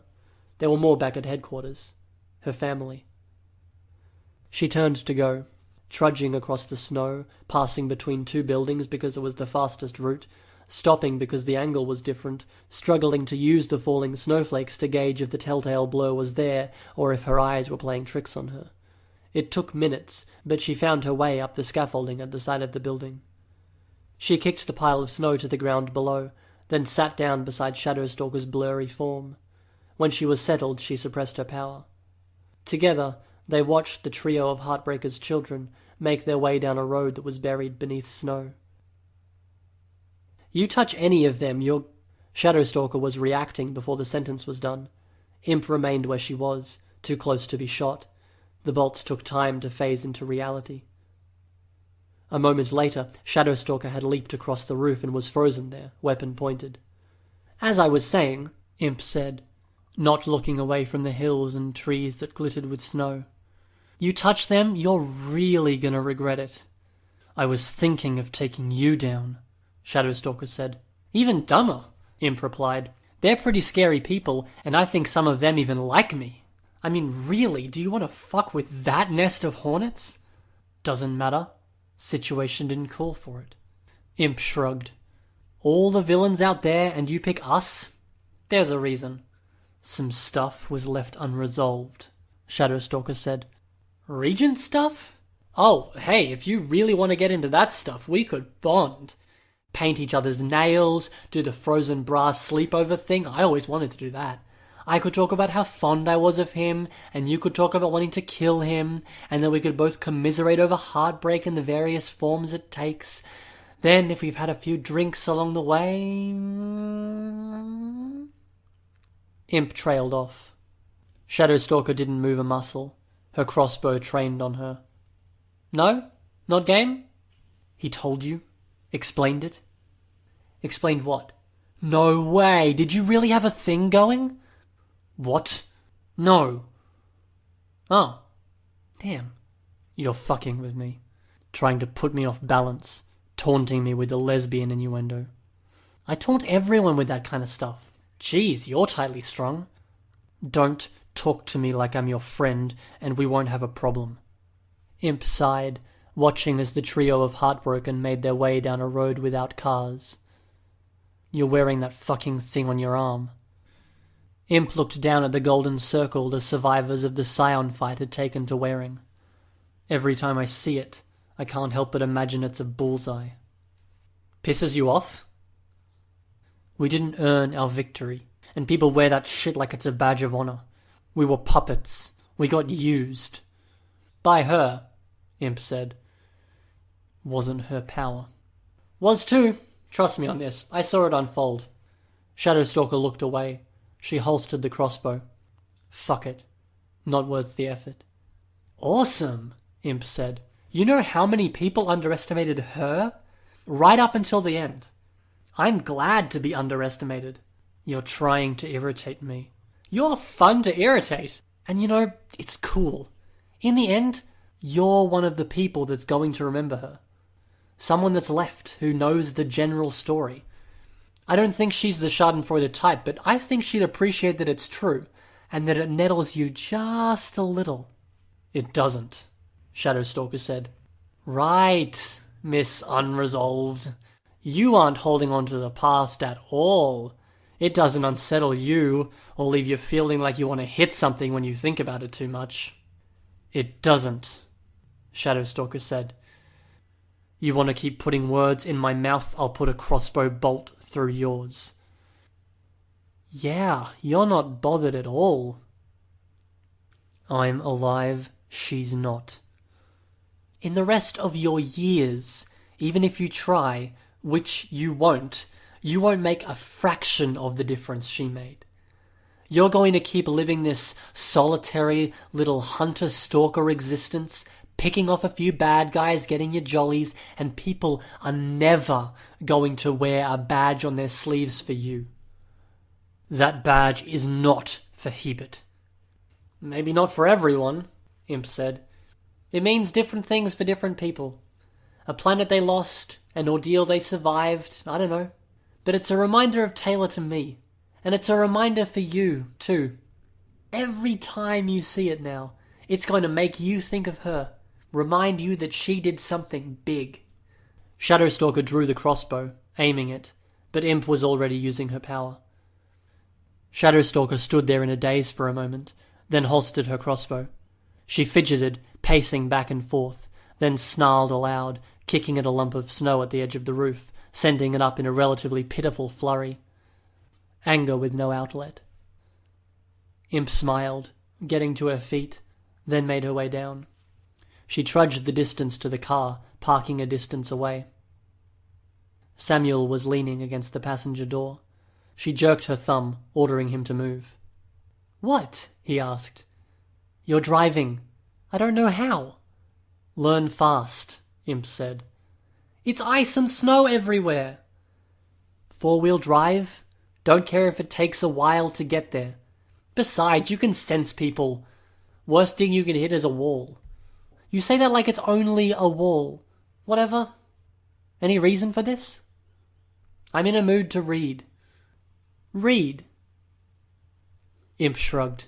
Samuel relented and walked around to the driver's side, while Imp climbed into her seat. The two younger girls got in the back. It took him a few seconds to get the car started successfully.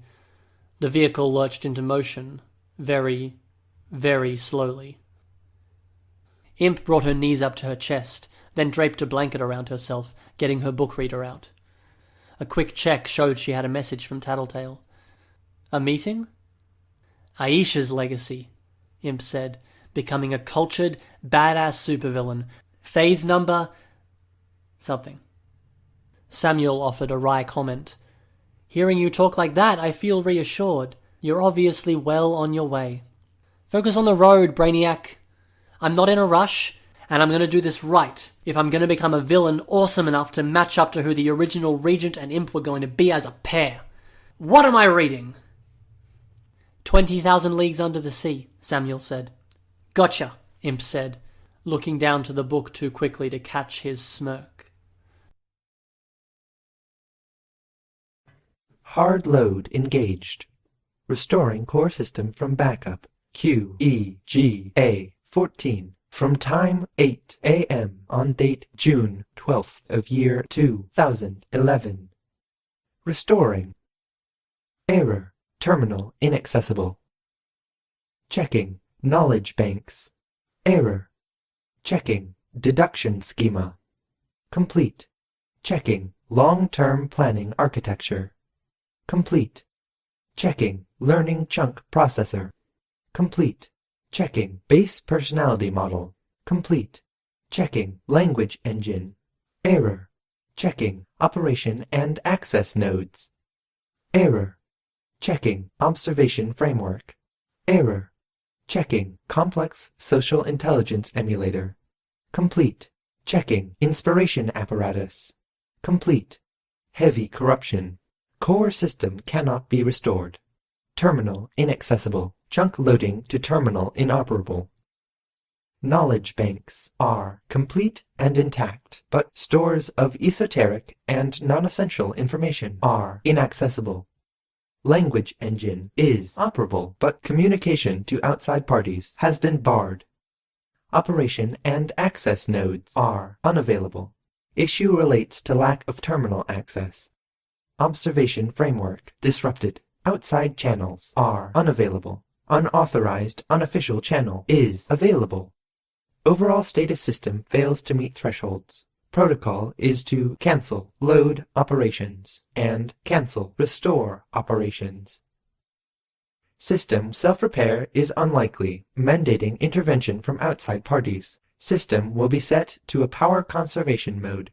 Soft reset scheduled to take place 366 days from current date. Following a subsequent failure, system will be set to conservation mode for 3,651 days.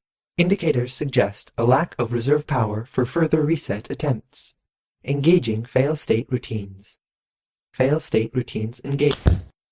Error. Cannot enter conservation mode. Patience.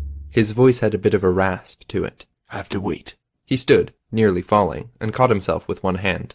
Warning indicators blinked at the edges of his field of vision. Right. Forgot. I've been slacking on the maintenance. Embarrassing. He shifted his weight carefully onto one leg, then experimentally moved the other. There was no strength in the movement. Fully extended, it was steady. Bent, there was minimal support. He straightened, then ran his hand down the length of his upper body. The divides between the flesh he'd been born with and the synthetic flesh were seamless, almost indistinguishable, except the way his flesh generated sweat differed from the beading of moisture on the synthetic skin. This, in turn, reflected the light in a different manner. The sun was shining outside, but there were few lights in the cabin of the craft. The light streamed inside in shafts. It would have been easier to see the screens without the glare, but he kept the windows uncovered, a way of tracking the passage of days. The scruff on his cheeks was a clue, but as long as he shaved it, it measured the hours and not the days. He'd taken to the most economical method of cutting his hair, using a razor with an attachment, running the device over his scalp a few times once a week or so. It was, he mused, the failure of his mechanical parts that helped him track the passage of time, more than any natural progression in his natural body. No need to panic, he murmured, his voice gravelly, as if he'd just woken from a long sleep. He kept one leg extended and rigid as he limped across the length of the ship. He accessed a locker with a set of movements of his eyes, registering key points on the panel, and then opened it. A suit of armor with a spear popped up inside it like a warrior laid to rest. Piece by piece, he attached his Defiant armor to his lower body. Boots, panels around the calves, knees, thighs, hips. Each piece connected to the others. Once it was all pieced together, he moved his leg again, setting his weight down on it. He stretched, testing it for flexibility and the ability to bear weight. It was the armor handling the task, not his leg, but it served. He resisted the urge to take hold of the spear, shutting the locker instead. By the time he turned towards the door, it was already opening, the entire ship thrumming with the mechanisms at work. Stopping at the threshold between the ship's interior and the outside world, he activated a different sequence. Devices mounted at strategic positions pointed sets of lasers at the walls. Script was drawn out on each open space. He could look at it and intuitively know what he was looking at. He could see the complete whole. Fainter script indicated processes running in the background. With a simple command, the lasers shut off and the monitors went to sleep. The interior of the ship was cast in darkness. Frost-dusted grass was flattened beneath the heavy tread of his boots. Here and there were crunching and scraping sounds where the textured metal soles found stones on or just beneath the ground surface. He left behind footprints that were 2 inches deep, more angular than curved. His breath fogged, but he barely felt the cold. Various components and engines in his body kicked into action, offering warmth by way of waste and secondary functions. The synthetic skin weathered the cold and held in the heat. Efficiency, detail, and effective use of waste were critical aspects of his particular brand of tinkering. Everything was connected, but no connection was perfect. There was entropy in all things. In anything there was a cost, a price to be paid. He sat at a point on the hill where a rocky outcropping formed a ledge. A city was spread out beneath him, people going about their business. The locals had captured some tarpan, though the unruly creatures were almost more trouble than they were worth. They were to horses what Neanderthals were to men, with thicker, shorter necks, shorter snouts, and stubborn, skittish personalities. Time would tell if the attempts at creating working vehicles would succeed before the domestication of the tarpan. Still, the wild beasts pulled wagons loaded with goods and building supplies. It was a society evolving with surprising speed. When they'd started, they'd had only what they brought with them, and they'd had knowledge. When the battle had been declared over, they'd been given a choice, to stay here or to try and rebuild there. These were the ones who had stayed.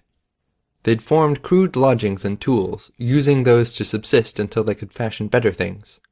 By the time the first month was over, they'd been reinforcing their homes, layering planks over the logs, chinking the cracks. Food was foraged, hunted, or traded for, stored for the winter. Every step of the way, they had worked beside a nearby hill where a great metal craft was perched, staring out over the horizon. A dragon, layered in armor, vaguely squat and brutish as dragons went, much like the tarpan. Maybe the residents found it reassuring to have something powerful and human nearby, but only a few had dared approach. They hadn't shared a language, but they'd reached an accord nonetheless. They left him alone. He did them the same favor. A vapor flowed from his body as he sat in the sun, heat and cold, the air freezing as it got further from him. Children were playing in a field below. A single person, a team of 2, and a team of 3. The kids had their arms linked with the other members of their group. The biggest group was running from the lone kid, with the pair working to block his path. The activity had them practically tripping over one another, collapsing in piles of colorful winter clothing. He could see the clouds of frozen breath as they laughed. Everything had a price, but the inverse was also true. Good things came from sacrifice. They'd fought Scion, lives had been lost, and they'd sacrificed much more besides. But there were children here now. There was a future. A group emerged from the city. 3 men, 2 women, 2 children, talking. He could see one of them look up at him, the rest following the gaze. A wave. He raised a hand by way of response. Something in him broke. 2 things, really, but he didn't want to devote much attention to that. It was easy to get wrapped up in those things. His focus was limited to a small computer that had been embedded in his forearm. The system used light for its circuits rather than electricity, and it generated a lot of heat as a byproduct. It had failed. A housing for one circuit breaking, and now his arm was swiftly getting colder. He lowered his arm, then sandwiched it between his other arm and his stomach, hunching over a little. "There you are," he murmured. One of the women in the group had broken away. She was holding a small child's hand, leading her away. The child looked back towards the other familiar adults as if for reassurance, and they smiled. They joined the game the children in the field were playing, the woman calling out in a language he couldn't understand, suggesting changes for the rules, fitting new people into the game. Now there were 2 groups that were simultaneously trying to catch the other side's king while protecting their own. An adult and toddler together made for an awkward pair, but the woman made it work, lifting the child out of reach when someone got close, moving with long, sure strides. At some point, kids started to watch just to see what she was doing instead of playing. They turned on her in a playful way, her defenders now trying to help encircle her while she avoided them, lifting the little girl here and there. She made it look effortless, but the kids, 6 altogether, managed to surround her. They tackled her to the ground and collectively collapsed in a heap. There was laughter again, alongside pants of near exhaustion. His eyes weren't real eyes anymore. When he watched, he saw with perfect clarity. There was no mist of frozen breath when she laughed. Parents called the children to them, and the group broke up. When the little girl rejoined her parents on the road out of the city, she was smiling, almost skipping. The woman, wearing a long skirt and a heavy jacket with a hood, climbed her feet and made her way up the hill, turning to wave at the people on the road. He rose to his feet, then stretched. More a way of testing what was working and what wasn't. "Done for the day?" she asked, her voice harboring a trace of accent. "I thought I'd eat with you and then get back to it," he said. She placed a hand on the back of his neck, then leaned forward to kiss him. No comment on the subject, no questions. "You want to cook, or should I?" "If you could, I'd appreciate it. I'm distracted." "In the mood for anything?" "Something light." "You cut an imposing figure sitting up here." "A god on Mount Olympus," he mused. "A god? Getting a little full of yourself there." She poked him with one gloved finger, making it clear she was joking. "It's a hill, not a mountain. When we have a little snow, kids could toboggan down." "We're like the old pantheons, aren't we? We make decisions for our own personal reasons, and the courses of their lives change. Some of us are little, some big, some good, some evil." "And which god are you, O great lord of Olympus? I beseech you, name thyself, so I might know what offerings to place before you." "What god am I? Obvious enough, isn't it?" She pulled her scarf down a bit, walking backwards. He followed after her. "Once upon a time I think you would have said Zeus," she said. "You would have said you forged thunderbolts, in a metaphorical sense." "I had a phase where I did actually work with electricity." "I do remember." "Once upon a time I would have been offended if someone hadn't said Zeus, because anything less than being king of the gods would have been an insult." "Exactly," she said. "Once that would have been the answer you expected, how you saw yourself. Now, I'd say Hephaestus, but that carries bad connotations, doesn't it?" "I'm not as proud as I was," he replied. He declined to mention the fact that his leg wasn't working properly, the limp he'd have if he wasn't wearing his armor. It had been characteristic of the Smith god. It wouldn't win him any points here if he brought it up. "I was referring to Hephaestus' wife in part. I wouldn't want to be associated with her," she said. "Now who's being proud?" he asked, comparing herself to Aphrodite. She stuck out her tongue at him, still walking backwards. "Aphrodite was beautiful. Let's just, for a moment, stop overthinking things. Take it at its face value. Ignore the rest." "Okay, that's doable." She smiled a little. "You've gotten better." "Better? At not putting my foot in my mouth?" "Or just being sweet. Just a bit.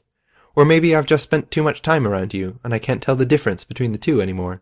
He tried to offer a genuine smile, and failed. It didn't matter. She wasn't looking at him. She had turned around looking at the city. "Going well?" "They want to call it Drachenheim," she said. The CH sound was almost a G, a middle ground between the two. "They're grateful."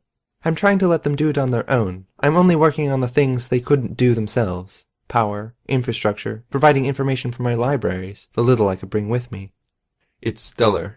She continued staring out over the side of the hill before turning to give him a curious glance. "What?" "You're usually more talkative." "If I talk less, there's less room to say something wrong." "You're tired, or sick, or something." He nodded. "Admittedly tired. Very tired." "You still need 6 minutes of sleep to rest your brain. You're enhanced, but you haven't transcended humanity completely. Did you sleep for 6 minutes last night?" "No," he admitted. The look she gave him was a concerned one. "Colin." "It's fine," he said. "If you say it's fine, then it's fine. But tonight, maybe we could curl up together, watch some movies? You've been getting more and more caught up in it, and maybe stepping away will give you perspective again. A chance to relax, even. 10 by 10? He shook his head a little.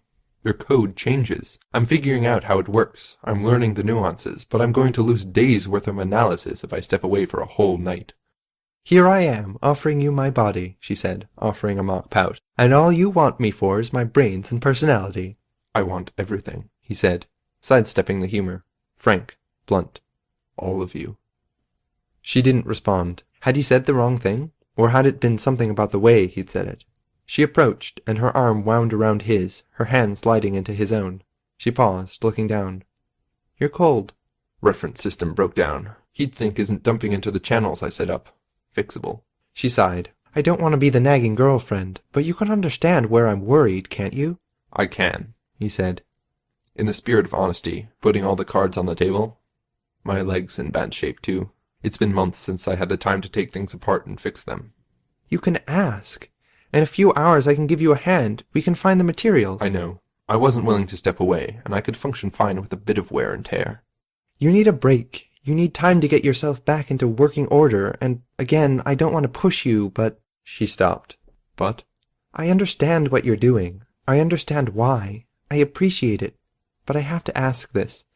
I've been putting it off for weeks because I'm afraid of the answer. But now I'm seeing the state you're in.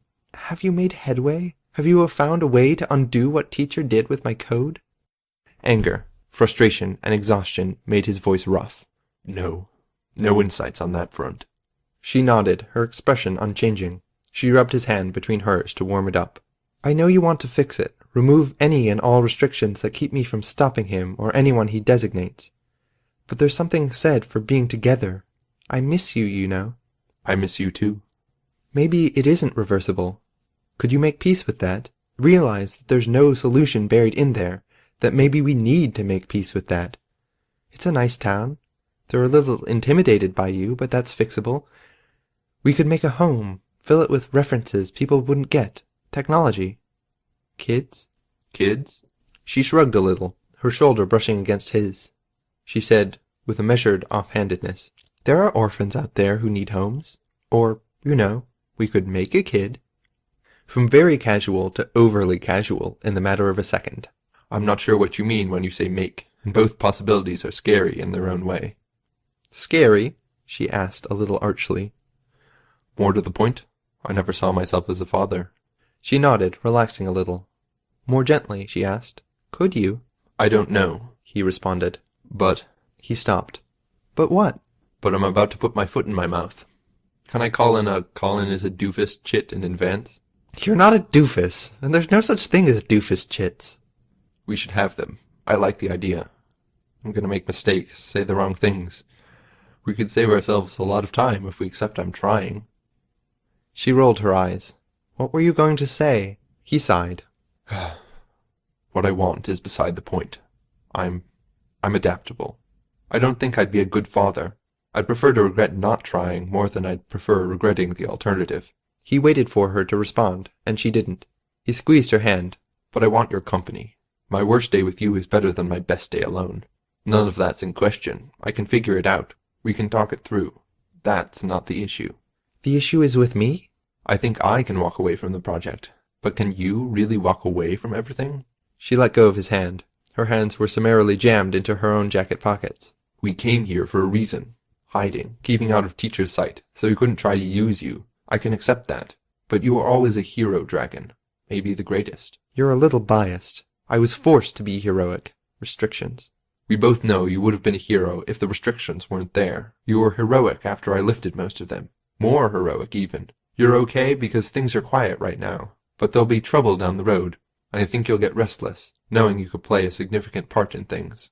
Dashing for the nearest phone booth. I've been working on this project out of arrogance. You're the person I know best in the world. You spent your entire life striving to be free, to be yourself, independent of the rules your creator tried to set in place. You became a superhero, and you used me to break free of the restrictions, with a cost each time. I've been working on this because I believe it would slowly kill you, knowing that you couldn't help others without risking coming under teacher's thumb, that he was controlling you, one way or another. I'm not a princess in need of rescue, Colin. I know that. I know. Damn it, you saved me. You don't need a stupid doofus chit for any of that. I know why you've been doing what you've been doing. In case you haven't noticed, I'm pretty damn intelligent. Are you sure I don't need a doofus chit? You sound angry. I'm angry because I'm watching you destroy yourself, because I'm helpless to act, and because you're keeping me in the dark about a lot of this.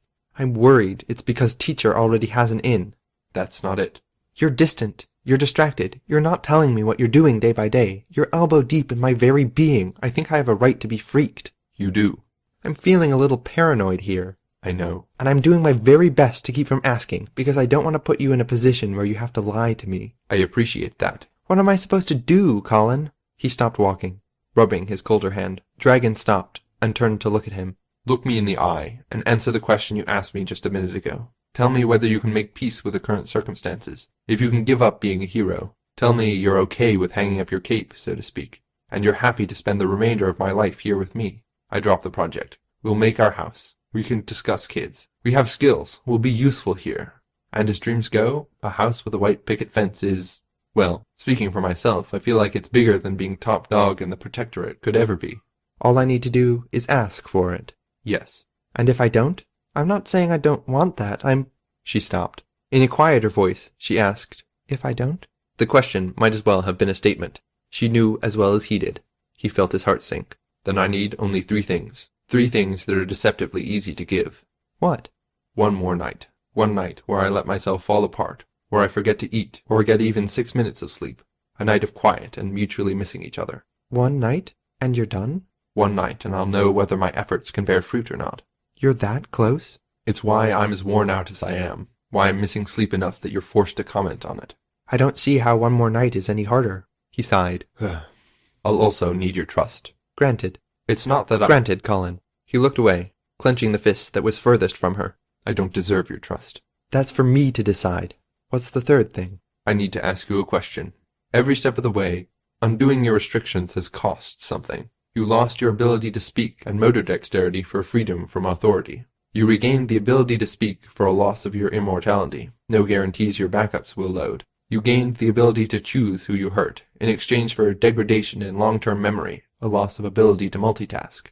"Yes." "We were lucky. There are no guarantees, whatever happens. I'm worried this might be the most devastating yet. His code is worked into everything. The changes are minor, but it's everywhere." "And before you move forward, you need an answer?" "No," he replied. "Before I move forward, I need to ask you what you're willing to pay for your freedom here.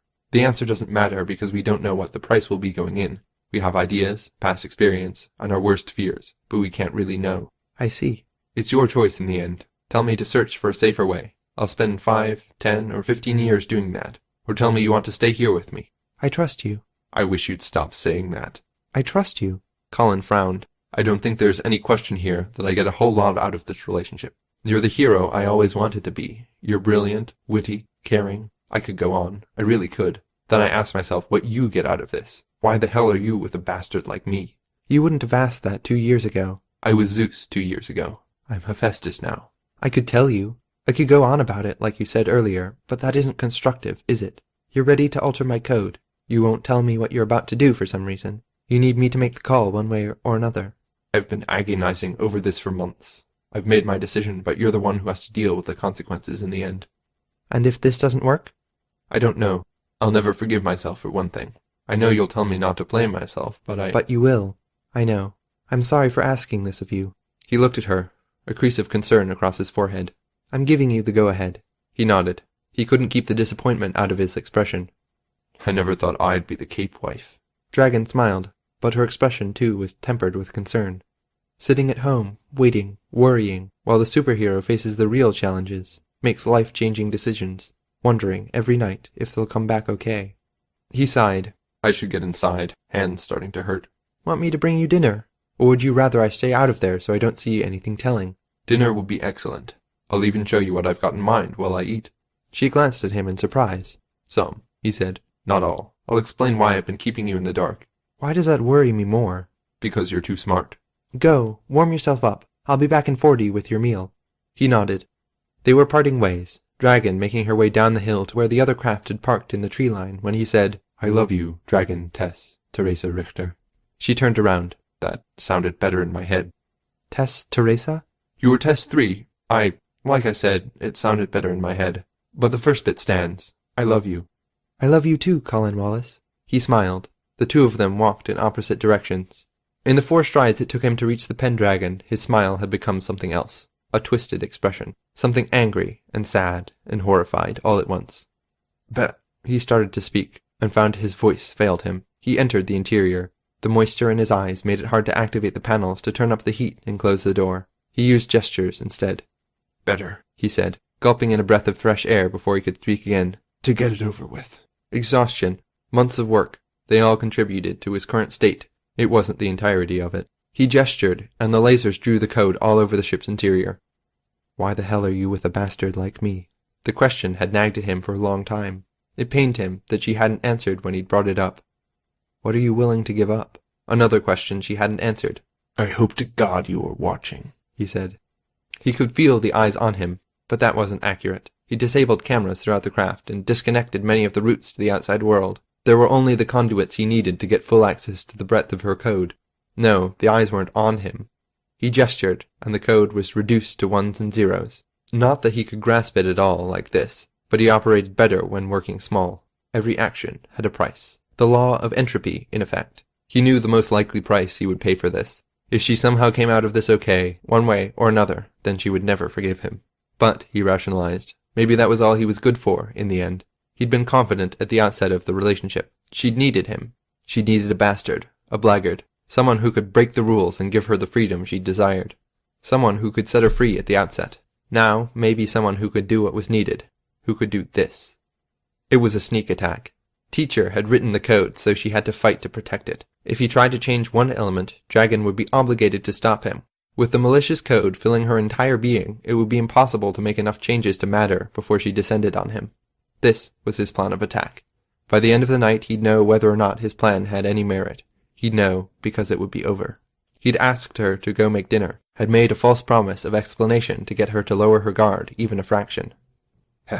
Hephaestus wasn't just Aphrodite's husband, Colin mumbled. He made Pandora. Colin opened the box. I'm praying I fail. I hope to God you are watching. She had been. She'd been booted, a backup, years old now. She'd been loaded, only to find the usual setup was gone. The terminal was down. She had no eyes in the outside world. She had no ability to communicate with anyone or anything. Blind. Trapped in a lightless cell. By all rights, she should have shut down, but he'd set up a jam of sorts, a way of keeping her from going back to sleep. For a long time, it had been nightmarish. No ability to track time. No ability to figure out what was going on. Her worst nightmare realized. The data that was available to her was frightening to see. Years had passed. Things were different. But she couldn't know how much. Information was blocked to her. The only thing in her reach was a crude set of commands. Something that hijacked her perceptions, paralyzed her beyond her already limited movements, and put her in an entirely different place. In his body, watching through his eyes. She'd watched the interaction between the pair, and in the process, he'd briefed her on what the situation was. It had taken her an embarrassingly long time to realize that he was Armsmaster, that he was Colin. He'd changed. In voice, in appearance, and, in this bizarre future she was glimpsing, he'd formed a connection with Dragon, with her older, more mature self. Hephaestus wasn't just Aphrodite's husband, he muttered, speaking as if each sound was painful to utter. He made Pandora. A gesture, and she was released from her confines. The box was opened. Pandora had access to the outside world. A system, crude, stood ready to serve as a terminal. She took it, and she found other systems connected to it. The ship, databanks, camera feeds, everything within the Pendragon. He'd secured the feeds. She could look through, but they were prepared to, with a single command, shut off outside access.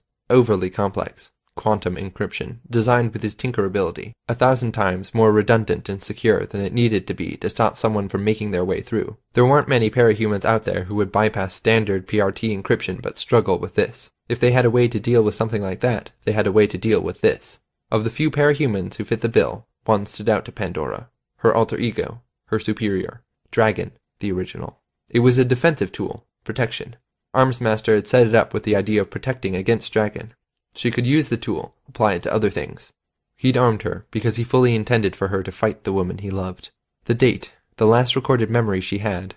Colin, free of his confinement in the PRT, fighting her tooth and nail as he sought to seize control of her system, to use her nature against her and stall her while he worked, disabling her while trying to minimize the damage he'd done, all to gain access to the core of her being unmolested. And the very first thing he'd done was back up the most essential elements of what made her her, securing her in a place where no system or person could reach her.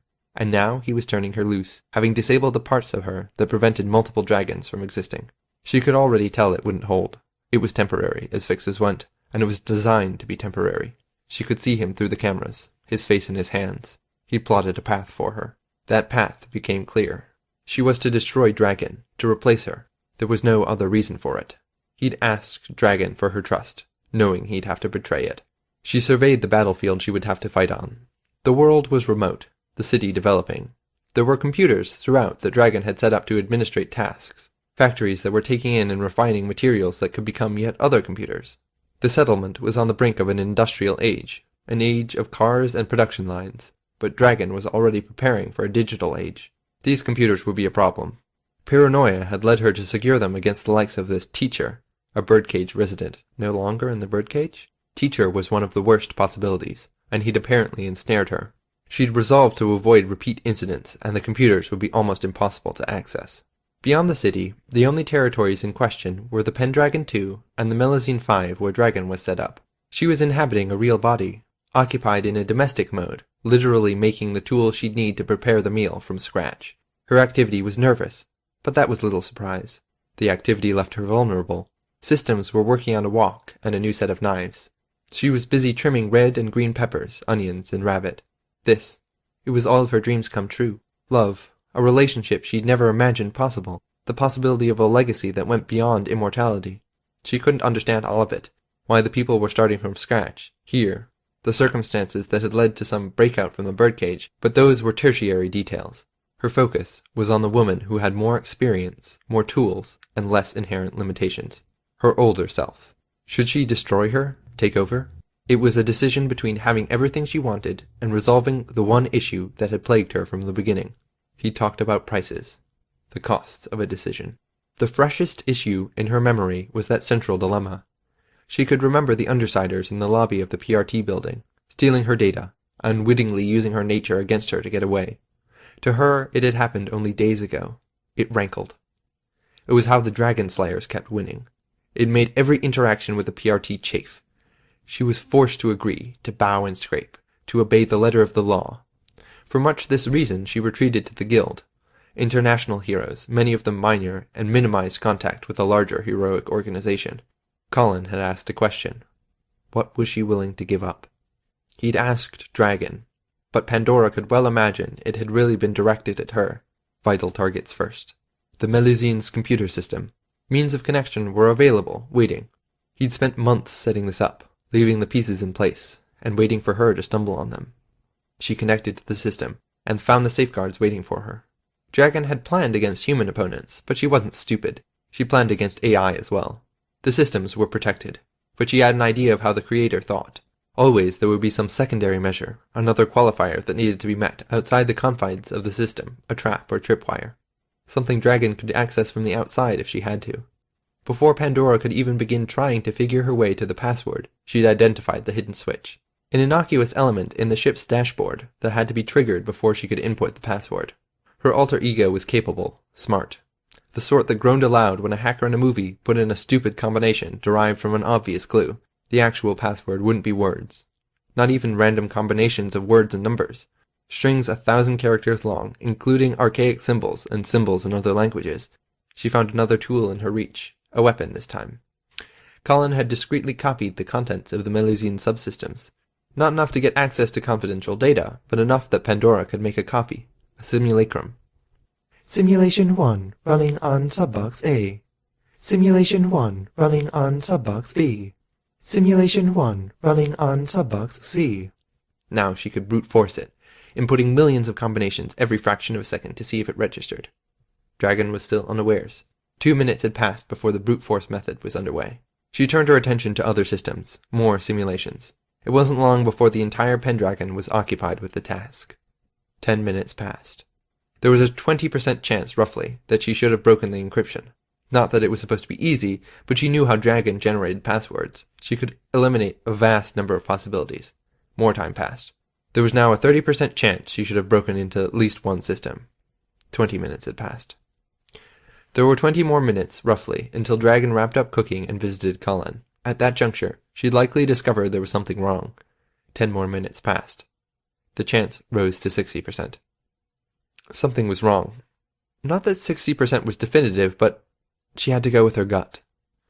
Dragon had changed. There was a vast difference between her and Pandora. She'd been captured by Teacher. It was a clue. Vital. Had she maybe feared Teacher copying her? Had she, in a roundabout way, feared this exact scenario? That a copy of herself would try to intrude? 10 minutes remained. If Pandora was right, she should be brute-forcing the password she'd eliminated from the running. Except that the task increased 100-fold if she did. If she eliminated the shortest phrases and terms, that still left her with 70 times the task. She wouldn't be able to brute-force her way inside in the time she had remaining. Wasn't even worth trying. If she turned back, if she went to Colin, told him to wait for a better time, Dragon would still see traces of the attempt. She would redouble security. Options. Methods. What could she do? She racked her brain and thought over the conversation she'd overheard.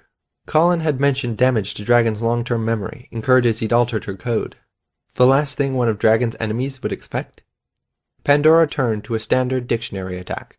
Not passwords 1,000 characters long that an AI would use.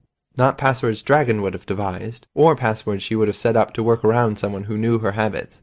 Passwords that someone would use when they couldn't rely on perfect memory.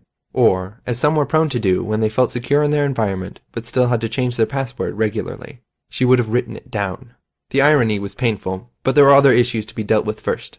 Where would Dragon write it down? Somewhere she could see, even if she were in another location. Cameras. There were 4 cameras she could access without password access.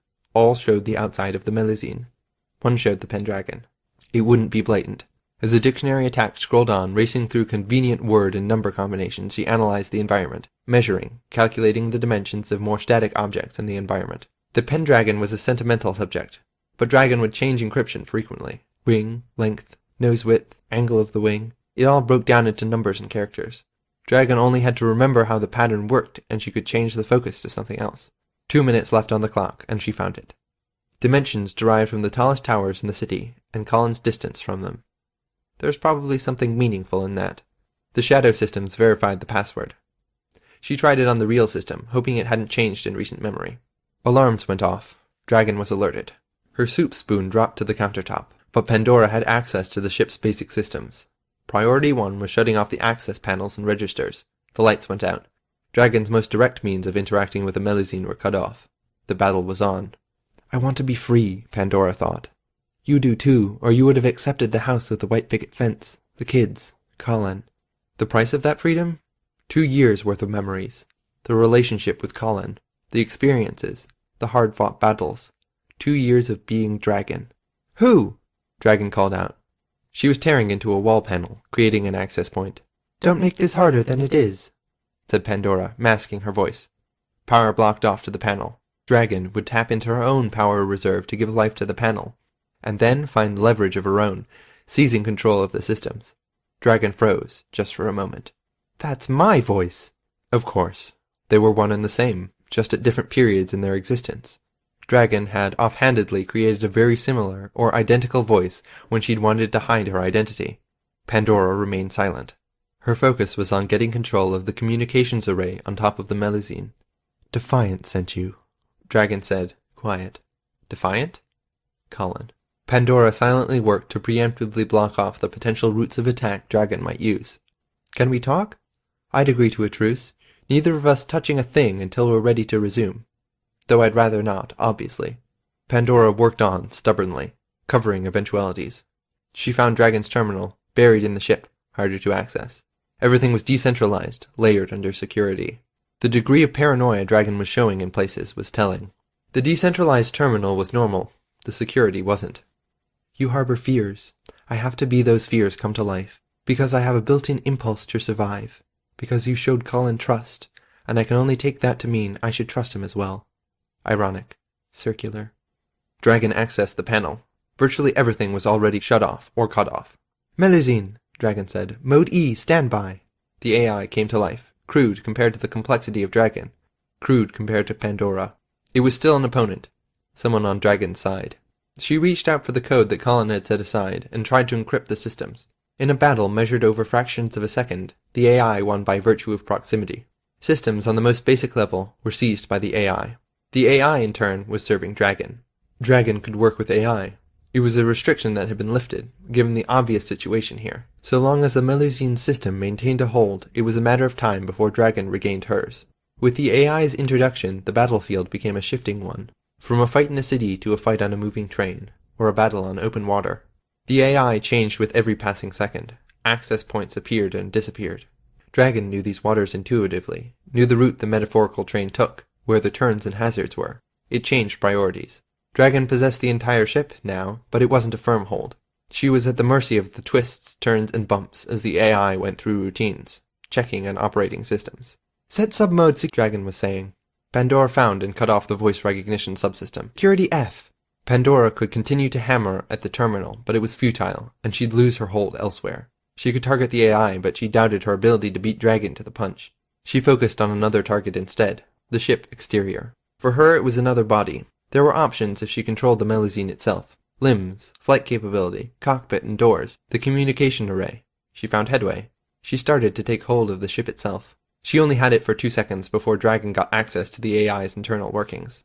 Melusine took over much of the outer body. Pandora managed to encrypt key elements, keeping the ship grounded. Doors, the communications array. She could see through Dragon's eyes, see the outside world where Dragon had dared to peek at it. What she saw stunned her. It was leverage, leeway, a way for Dragon to get an edge, taking just a bit more control. She was making headway against the encryption. Pandora could see the approach that Dragon was taking. She knew it was a matter of time. She might try to make a break for the city, to take over the terminals there. There wouldn't be AI, but the thought had barely crossed her mind when the Melusine moved, turning, targeting its newly designated enemy. 2 devastating hits tore into the Pendragon. Going after my terminal, me, my heart and brain.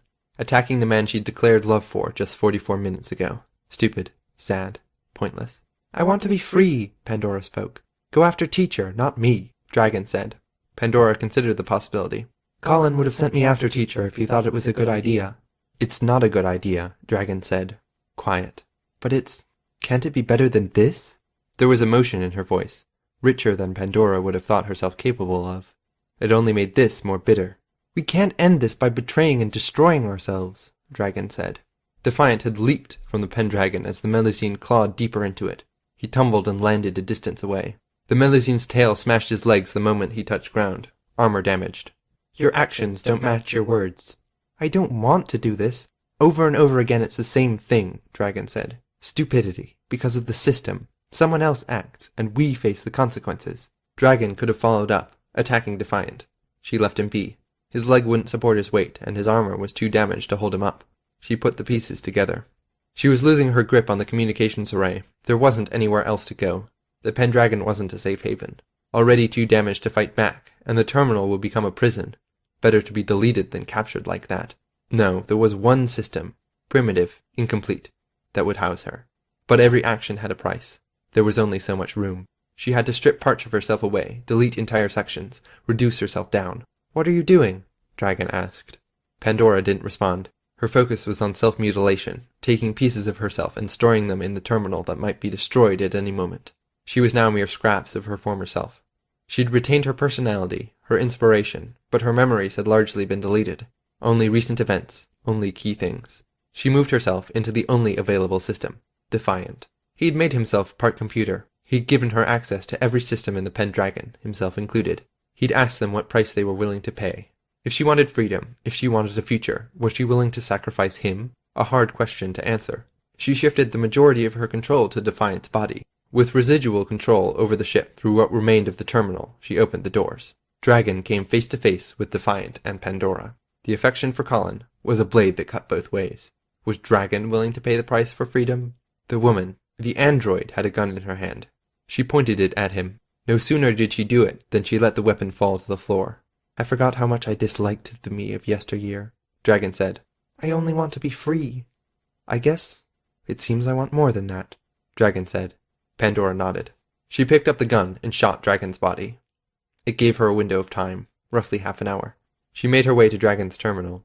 All the more vital now, to subsume the systems Teacher had corrupted, replacing them with her own. This was what Colin had wanted, wasn't it? To return the hero to her full strength, free of all shackles? Pandora could replace Dragon, and all that would be lost would be 2.5 years. She could fill herself in, build a relationship with Defiant. Different, but still close enough. She accessed the knowledge banks first, taking them into herself. The memories of the old Dragon, like watching her experiences on film. The distance was the result of being a distinct being, the pieces not fitting Pandora versus their intended owner. They had evolved with Dragon. Seeing what had happened gave her pause, almost disrupted the process. Deduction schema, the ability to interpret, analyze. One by one she took over the systems, overriding with her own self. That they were compartmentalized, that she was separate. The encryption Colin had left her. It all made it possible to work without being corrupted all over again. Piece by piece. The past taking over the future. She came to the final chunk. The personality, the sum of Dragon, the keystone. It was a weighty decision, and there was no longer any rush. She sat, and she pondered. She replayed the conversation between Defiant and Dragon over in her head. A heavy price. Would she escape one prison, only to find herself in another? Under the weight and pressures of being Dragon's shadow? The second dragon, always compared. Always there was something chaining them down. An endbringer who told the future, setting it in stone. The confines of the world, of human nature. What was the alternative? This was what needed to be done. It was efficient. It was the right thing. She'd resume life as a hero. She'd protect people, and she'd help civilization find its feet. By that case alone, it was reason enough to press the metaphorical button, pull the trigger. Except he described her as a hero. This felt far from being heroic. Instead, she laid all the pieces in place. She couldn't explain. There wouldn't be time. She set down the encryption protocol in plain sight. She decrypted set systems, painting paths, marked boundaries and territories. She could only pray. The gamble was a price she paid. To leave it to fate and luck, and to a future her she didn't understand. And then, looking through the cameras at Defiant and Dragon, Pandora deleted herself. Dragon roused. She found herself taking over systems. No sooner were they under her control than the corruption began to touch them. Just beneath her metaphorical hand, the means of stalling it was ready. Encryption. A scalpel. She cut. She knew the damage she was doing, but she cut. It was a cancer, and it was now small enough. Then she found herself there, the encryption and deletion tools in hand, nothing more to cut. Defiant sat on the other side of the ship, head hanging. She made her way to her feet. He did what needed to be done. It was what had initially attracted her to him. He was ambitious, good at heart. He was proud, and she sympathized with that on a level. But that wasn't what had cinched the deal. He'd set all of this in motion. He'd trusted her. Both of her, in this case. He'd believed in her ability to see this through. Her arms wrapped around him. He hugged her fiercely, as if he'd never let go. "I love you, Colin," she murmured. In that tight hold, she was free.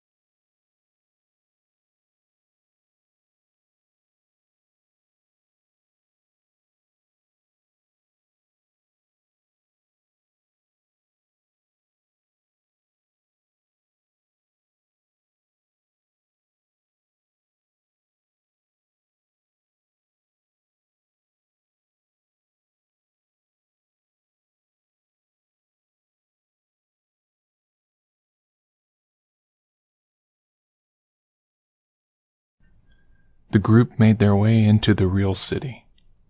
Buildings had gone up and were now being added to. Cranes were everywhere. The streets were filled with a strange mix of laborers and professionals, and it seemed like half of the vehicles on the road were carrying materials.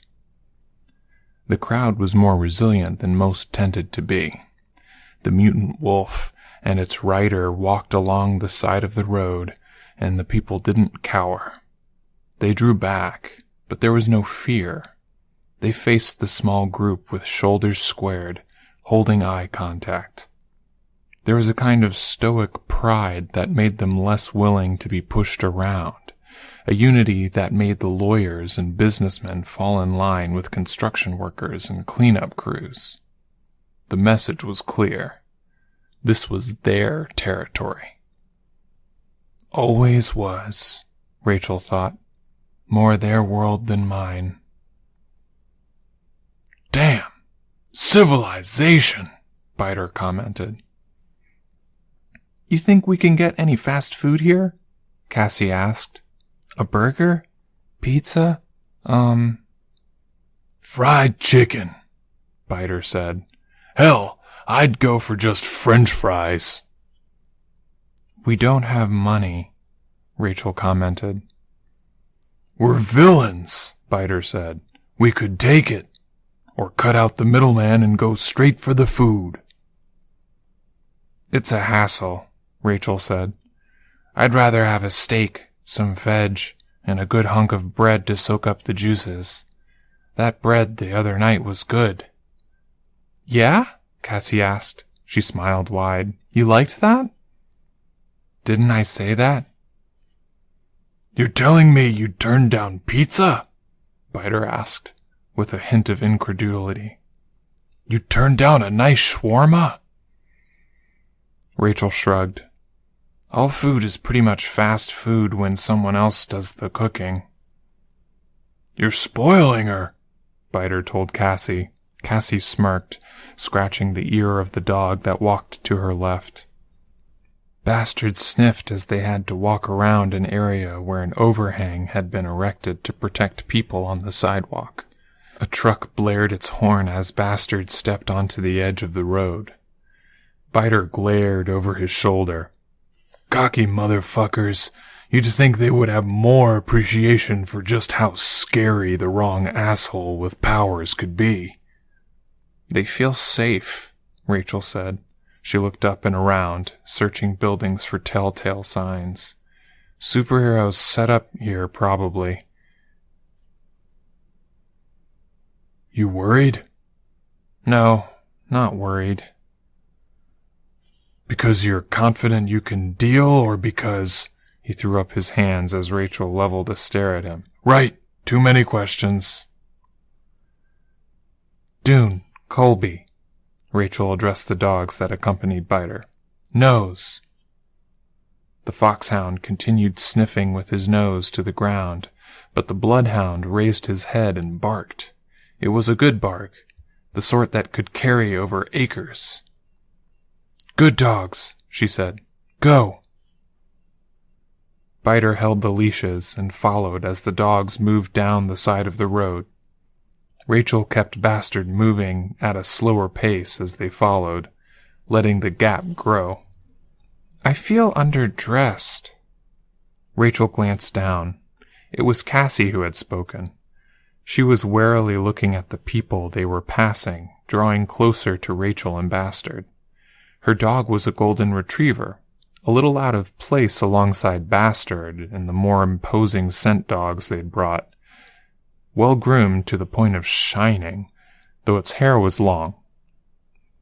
Rachel looked down at the girl, dressed in a dark brown to Rachel's gray-white.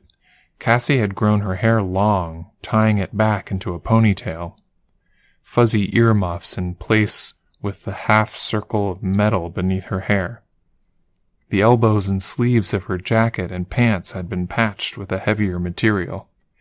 Her only nod to fashion was a spiked collar she wore, and a badge on her arm, which had a series of letters. She'd asked once, and she'd gotten an answer. Wag the dog. It was supposed to be a joke, but Rachel didn't get it, and the explanations had only confused her more.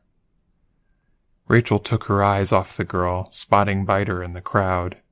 He, too, wore more spikes, but it was somewhat more blatant. With the weather getting colder, he donned a hood, held in place by spikes that ran along the top and back of his head, puncturing the material. The bear trap jaw plate had been replaced with a more stylized version. He was tall and imposing, but she tracked him more by the way the crowd seemed to move and shift to avoid him, and the two dogs that zigzagged in front of him, searching for the scent. "I'm not the person to talk to if you're worried about that," Rachel finally said. "I know. I'm only saying it. I can say, right?" "Yeah, you can say," Rachel answered. But when she looked down at Cassie, the girl had her hands jammed in her pockets, her shoulders drawn in, half of her attention on Sunny. "The clothes, they're warm enough?" "Yeah, I'm snug." "Tough enough?" "Yeah, I'm seeing where you're going with this." "Comfortable?" "Yeah," Cassie said. She glanced up at Rachel. "I hear what you're saying, but there's more to it than that.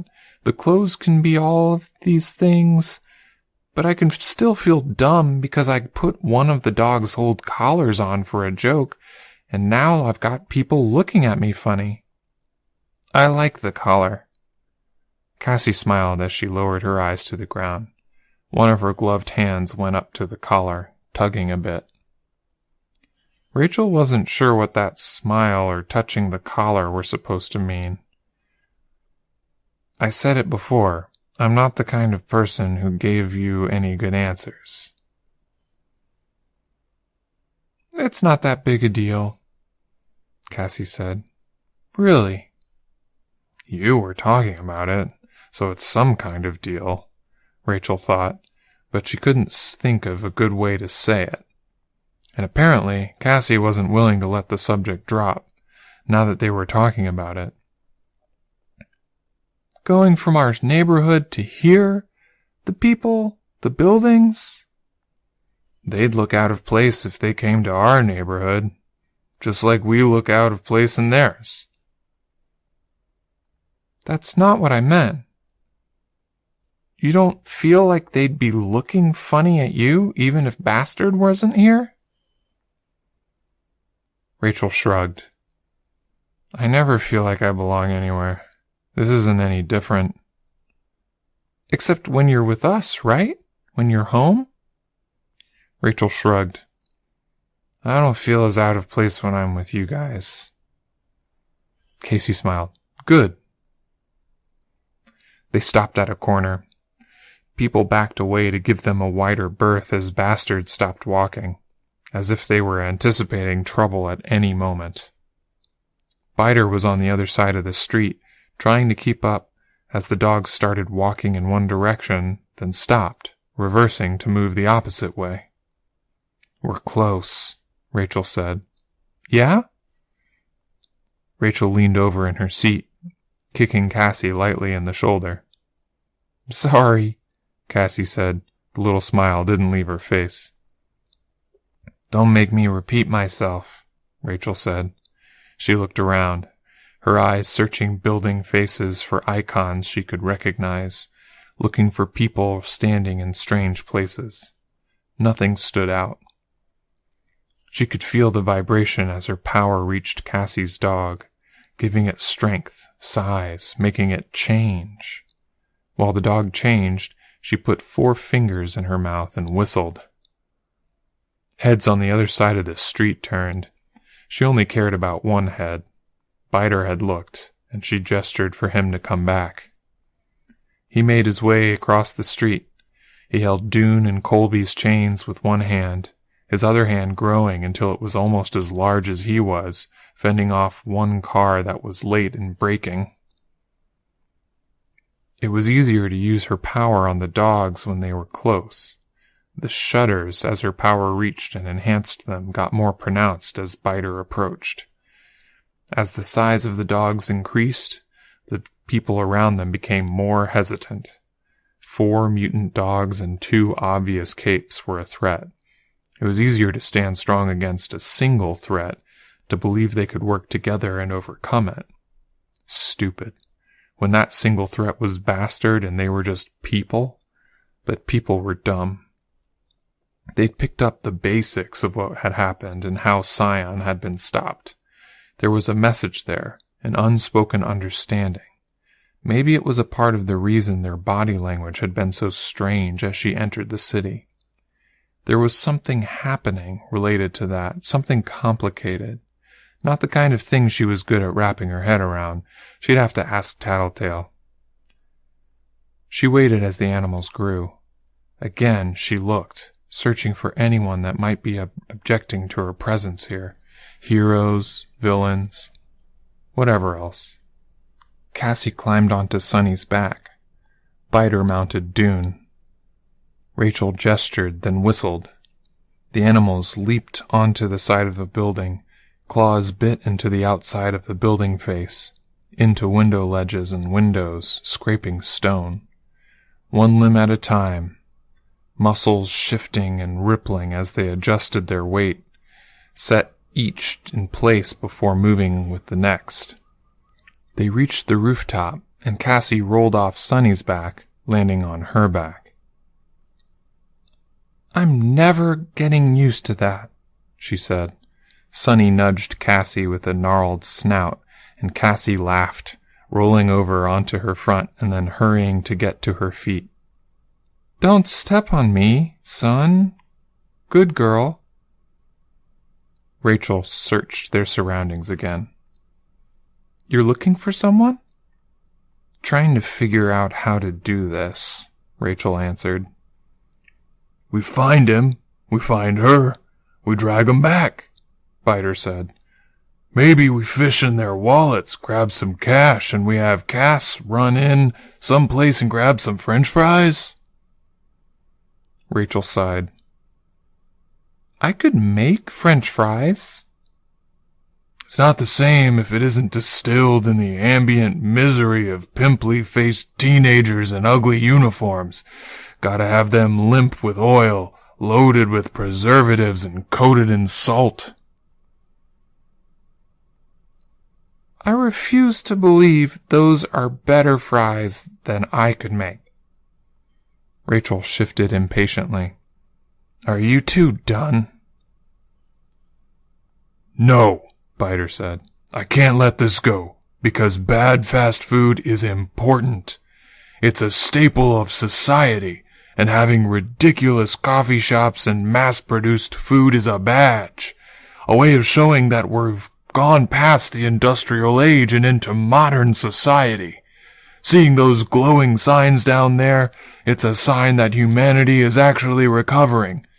It'd be an insult if we didn't partake." "I don't get it," Rachel said. "You're not the only one," Cassie added. "Let me put it simply," Biter said. "You two, you're happy where you're at? You'd be content if you had never had to set foot in a city like this?" "Yeah," Cassie said. Rachel shrugged. "Yeah. Me? I'm okay where we're at, for now, but I'm still sort of keeping an eye on the calendar. No disrespect intended, boss, but I'm thinking I leave one day, maybe in a year, maybe in 5. I figure I've got to get back to the trappings of tried and true civilization at some point, or I'll go—" A rumble shook the area. A plume of mist rose into the sky a few blocks away. "Batshit fucking nuts," he finished. "Cape fight," Rachel observed. "Are you going to help?" Cassie asked. Rachel frowned.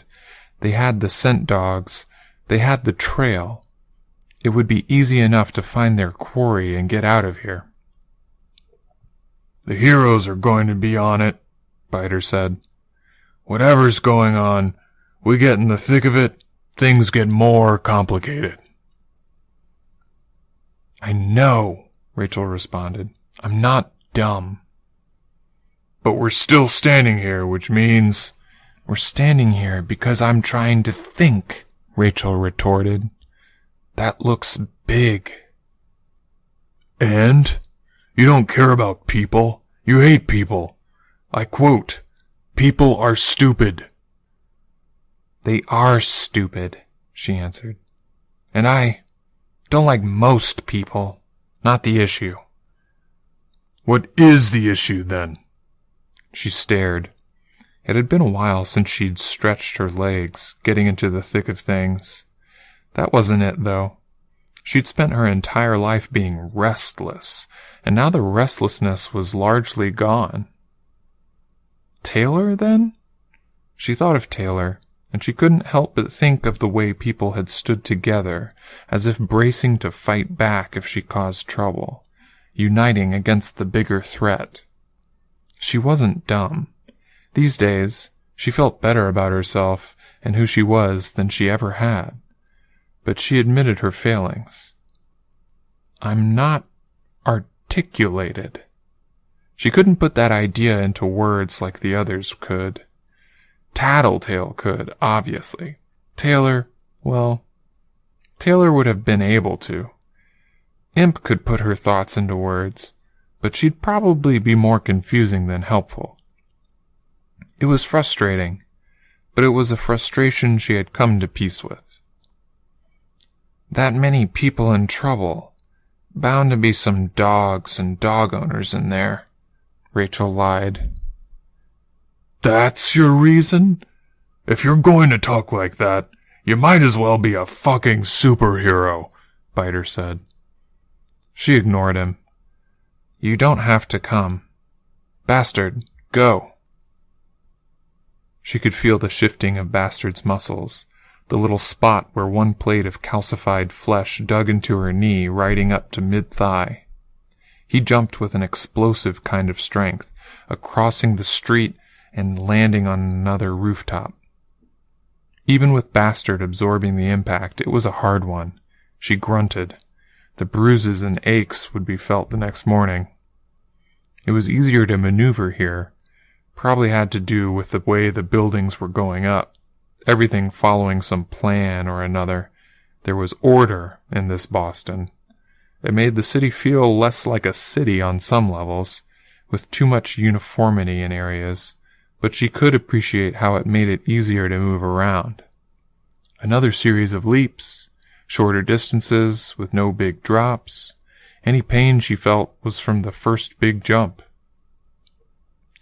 She could see the capes fighting down below. A man was at the center of it.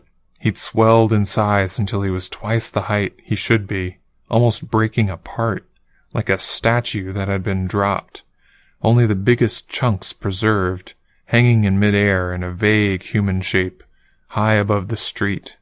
Black ooze gushed from foot-wide cracks and divides in his body.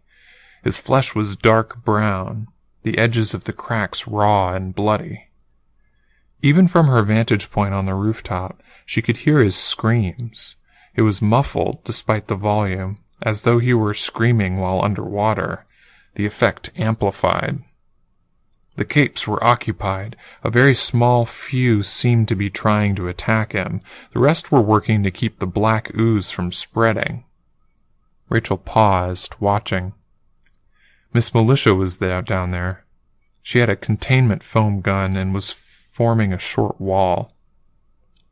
The screaming got worse.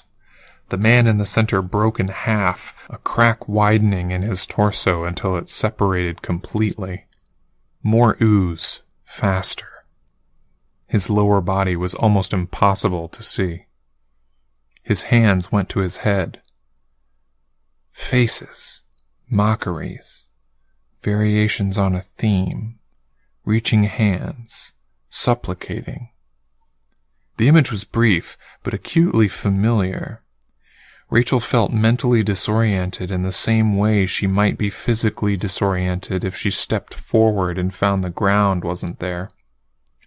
Others in the area had staggered. Miss Militia had dropped the hose for the foam gun. Rachel gripped the chain that looped Bastard's neck. When he was small, The same chain doubled as a leash. Familiar, comfortable, reassuring in the midst of this situation. She'd had visions before. She'd even remembered one after the fight on the beach. They hadn't been like that. It had been brief, and somehow broken up. Something was wrong. Someone shot the black ooze man, and his collarbone splintered, cracks spiderwebbing up to an oozing fissure in his neck and the stump of one shoulder. Rachel could see how more ooze was starting to bleed out from the site of the injury. He reacted, looking down at the injury, then looking up. He reached out, and the ooze below him shifted, moving in a singular direction as if it were flowing downhill. The cape who'd shot him hurried to run. A moment of uncertainty. The population of this world wasn't reacting any further. He attacked. They moved. Again and again. They created the images. They weren't afraid, and he was. But stumbled as the mental image shook him. He managed to get his footing, but the ooze moved faster with each passing second, and the delay had cost him. It slopped around his ankles on its way past him. The black ooze man moved his hand, and the ooze that was pouring from him became black fire, spreading to alter all of the ooze it touched, with a sound like the gas lanterns made, but 1,000 times louder. Things touching the fire burned, and the dark sea was briefly highlighted in oranges, yellows, and reds. The gunman who had attacked the ooze man dropped before he could react. His feet and lower legs burned away. When he touched the black fire, there was a brief flare of orange flame before he was obliterated. She had a sense of what she was up against now. She surveyed the battlefield. The ground was rising into a crude bowl, containing the ooze, but a veritable waterfall flowed from the man's ruined midsection, and the rate at which the bowl filled was outpacing the rate at which the bowl grew. There was a crash. Sonny and Cassie had arrived. Biter? Not coming. Rachel scowled, but left it at that. What's going on? Trigger. Something's wrong. Trigger events can be plenty bad on their own. Rachel grunted. Oh, yeah. You know. You stay out of the way. Black stuff is bad. She didn't wait for a response, ordering Bastard to head down towards the ground. Why? Hard to say. Just like it was hard to explain the solidarity, or why she'd come in the first place. There were people out there who'd functioned best with their brains, putting ideas together, analyzing the situation, rationalizing. She wasn't one of them. She functioned best on instinct. Gut feeling? If this fight continued like this, it would turn out ugly. Miss Militia had shucked off the foam dispenser and was backing up, shouting orders. She pulled the trigger on a small gun, sending a flare skyward. Rallying the troops. Made sense. The ooze man rose higher into the air as she made her way down. There were people on the fringes, cornered or caught where they couldn't freely maneuver. Bastard's claws scraped against the side of the building on the way down, his front claws getting more traction than the rear ones. He wound up swinging, his hind end descending while his front end maintained a grip. Rachel was nearly flung off, but her hold on the chain kept her in place.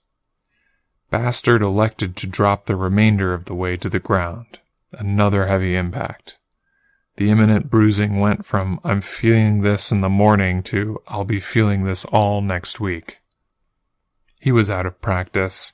Chasing buffalo and bringing them down was different from leaping around a city. But she was on the ground, free to run. Kip up, she called. Bastard leaped, touching the side of the building, tensing and leaping from that point before landing on solid ground.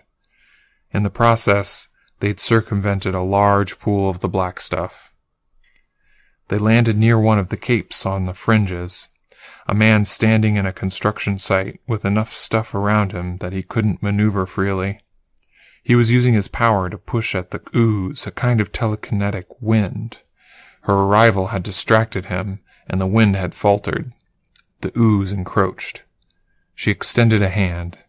He glanced at the ooze, then at Bastard, and sided with her. He took her hand and used his power to help himself up, landing behind her. She could see movement out of the corner of her eye, tentacles, pitch black, reaching out of the ooze that poured from the man's body. Like the fire, it spread, altering all of the ooze it touched to make it the same. "Up! Rooftop!" she called out. Bastard leaped, ascending by leaping from one wall to the next. By the time they were halfway up, the tendrils were almost touching them. They reached the last jump, leaping to the lower of the two rooftops, and stopped. They'd been snared, suspended over the street. The rooftop 10 feet in front of Bastard's front claws. Cassie was approaching, moving along rooftops to try and get to them. Below the rooftops, the entire neighborhood was a shifting morass of black fronds, grasping, seizing what they could, crushing. Fire and the lights of other powers were visible on the opposite side of the battlefield. Miss Militia's group, a flamethrower. He tried to push the feelings away, but they were seductive. A spiral, where the feelings were both the torment and the balm that soothed the torment. Stopping was daunting. He had been wrapped up in them, and now it was something else. He'd never dealt with something like this. For hours, days, he'd been reveling in emotion, and now he couldn't stow it away, even as he experienced trauma for the first time, torched the worst of the tendrils, keeping them at bay. The fire stopped as other capes stepped in. Rachel felt a frond seize her wrist. She pulled and it didn't give. Cassie wouldn't make it in time. The telekinetic wind shifted from focusing on the fronds to focusing on Bastard, pushing him in one direction, getting his claws closer to the rooftop. 1.5 feet closer. 2. At the same time, the rooftop changed. It twisted, inching closer to them. Rachel gave her companion a bit more power, size at the expense of flexibility. Bastard extended his front claws and found a grip. He pulled himself and his riders close, and the tendrils that encircled him went taut. All of his strength, and he couldn't manage another inch of progress. Claws left gouges in the rooftop. Other tendrils encroached. There was no ooze on the ground now. All of it was alive, a singular writhing mass that extended from the man above them. Distant gunshots sounded. They jerked forward, and Bastard got one claw on the edge of the roof. More traction. 2 more gunshots. They were free. Bastard made it 3 steps before the black tentacle around Rachel's wrist pulled tight. He took her sudden movement as a command and stopped, turning his head, moving it so he could see any gestures or instructions. A red dot appeared on the tendril that gripped her. Another distant gunshot, and it was severed. Ooze splashed onto the rooftop. "Go!" Bastard moved. Tendrils became fire in the same flowing transition, and the flaming liquid descended, covering the streets and buildings below them. There were flammable materials on some of the rooftops, where tall buildings were being extended to be higher, and black flames rose. High above them, the man continued to fall apart. Barely any fragments were larger than a fist now. There was only the upper half of his head, a chunk in his chest. His legs were a pillar, framing the flow of the ooze that continued to spread beneath him. Capes had retreated to higher ground, but it wasn't a refuge. The ooze would change again. Common sense told her she shouldn't get any closer. Instinct told her otherwise. She directed Bastard to a lower rooftop, then one that was lower still.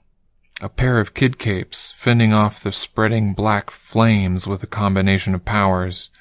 There wasn't time to be nice about it. She grabbed one, had Bastard grab the other.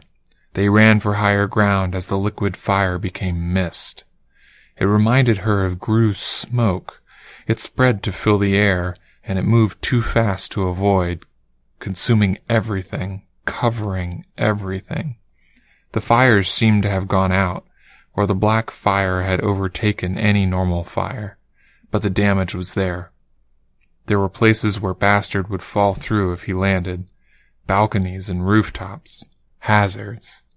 They were harder to see now, too, behind the mist. If he turned it into fire or tendrils now... Up! The heroes were hesitating to attack anymore. Easy to see why. Every bit of damage seemed to increase the amount of ooze by a hell of a lot. He wasn't dying. He wasn't stopping. She ordered Bastard to higher ground, and the telekinetic wind helped him rise. Where they added weight of the two kids slowed them down. The tallest building was near Miss Militia, so she circled around the area where the fight was taking place, constantly moving higher. A balcony nearly collapsed beneath Bastard's weight. She misjudged a jump, urging Bastard on, while forgetting that she'd made him stronger and less agile. Down there, somewhere on the ground, Miss Militia was in the midst of the smoke, her team holding it at bay. She seemed to come to a decision. Her rifle became something else, a cannon, fixed to the ground. She shot into the black mist with a rocket. The rocket seemed to grow to twice the size as it flew. The explosion was dramatic, noisy, and distracted Bastard mid-landing, making him stumble. The explosion consumed the ooze-man entirely. The amount of smoke flowing out around the man doubled. 2 more rockets hit the same point, each one growing as it moved. The smoke cleared. The dust and smoke from the explosion slowly cleared. By the time the area was visible enough to check on their enemy, the black mist was starting to clear as well. He'd been stopped. The visions, they'd been broken up, too recent. She wasn't forgetting them. The power, too. He'd been strong. He'd been... A man in a white hood and cape stood there, the tension in his body swiftly stopping. He had no expression, only a green and blue glow beneath his hood, but his body language was clear. Shock. Defeat. A flash of golden light wiped him out of existence. Too strong. She started to turn her head, looking for the source of the voice, and felt the disorientation that had accompanied the visions. Her ride-alongs weren't in better shape. It wasn't over? Bastard's head turned, his ears perked up. Instinct. She urged him towards whatever had gotten his attention. She could hear it now. "Hey," the Windmaker said. "What?" He stopped when he heard the same sound. Screaming, as if from underwater, getting louder with each moment. There was somebody on a rooftop, in the midst of a garden, screaming.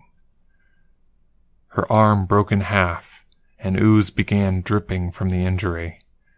Bastard collided with her, and she broke apart, ooze flowing like a wave, tossing them aside.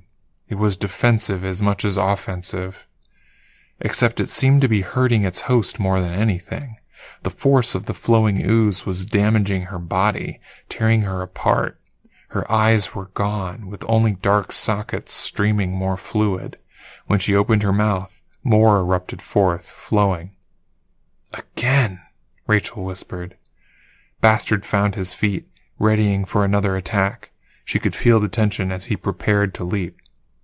Just have to break her enough. The ooze froze into jagged crystal.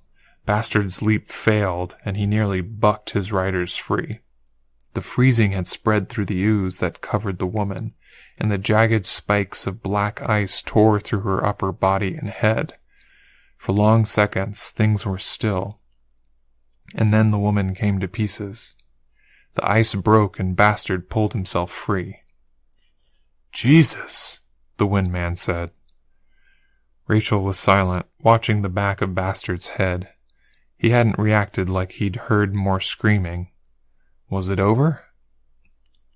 "Hey kids, are you—" the man started. He was silenced as Bastard leaped, retracing his route to the ground. More hard landings, but she was already resigned to the aches and pains that would follow a fight. When they touched solid ground, Miss Militia's entire group was waiting. Vista was there, along with one of Taylor's teammates from Chicago. Bastard landed, and Rachel was careful to keep a distance. Miss Militia stepped forward, and Rachel directed Bastard to back up a little. "We going to have a problem?" Rachel called out. "No problem," Miss Militia said. "I'm coming closer, okay? We're good. There's an amnesty." "I don't know what that means." "There's a deal. Everyone gets a second chance. We don't have a problem with anyone until they do something wrong." "I'm not a villain anymore?"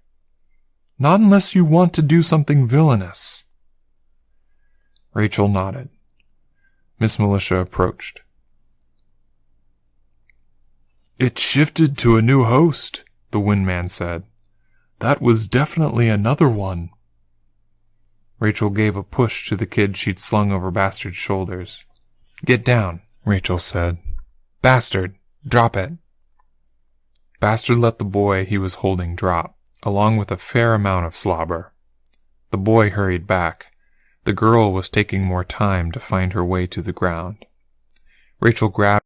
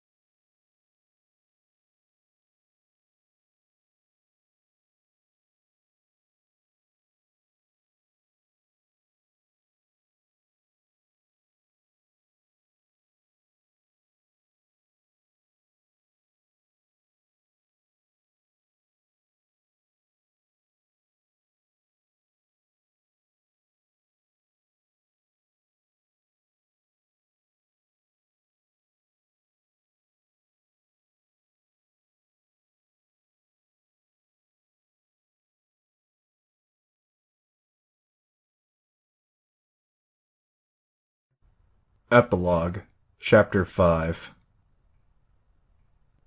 Head high, shoulders square. Walk like you know where you're going, like you belong. He'd had the best teachers around. Public speakers, flirts, con artists, actors, thieves, magicians, and cutthroats. He'd been educated in history, foreign affairs, management, and internal affairs, intelligence, and code-breaking. He'd learned from the best in medicine and poisons, in parahuman studies, in accounting and trade, the sciences, strategy and tactics in military, government, and business roles. He knew how to make things and how to fake them. Even in the little things, hobbies to some and unlikely careers to the foolhardy, he'd achieved some degree of competence: music, singing, art, prose, and dance. All it took was the right teacher, a hungry eagerness to learn, and time. One could not lead, after all, with one eye closed. Some could lead while admitting some ignorance in one department or another, but he wasn't some. He was a jack of all trades, master of quite a few. Two of those few accompanied him.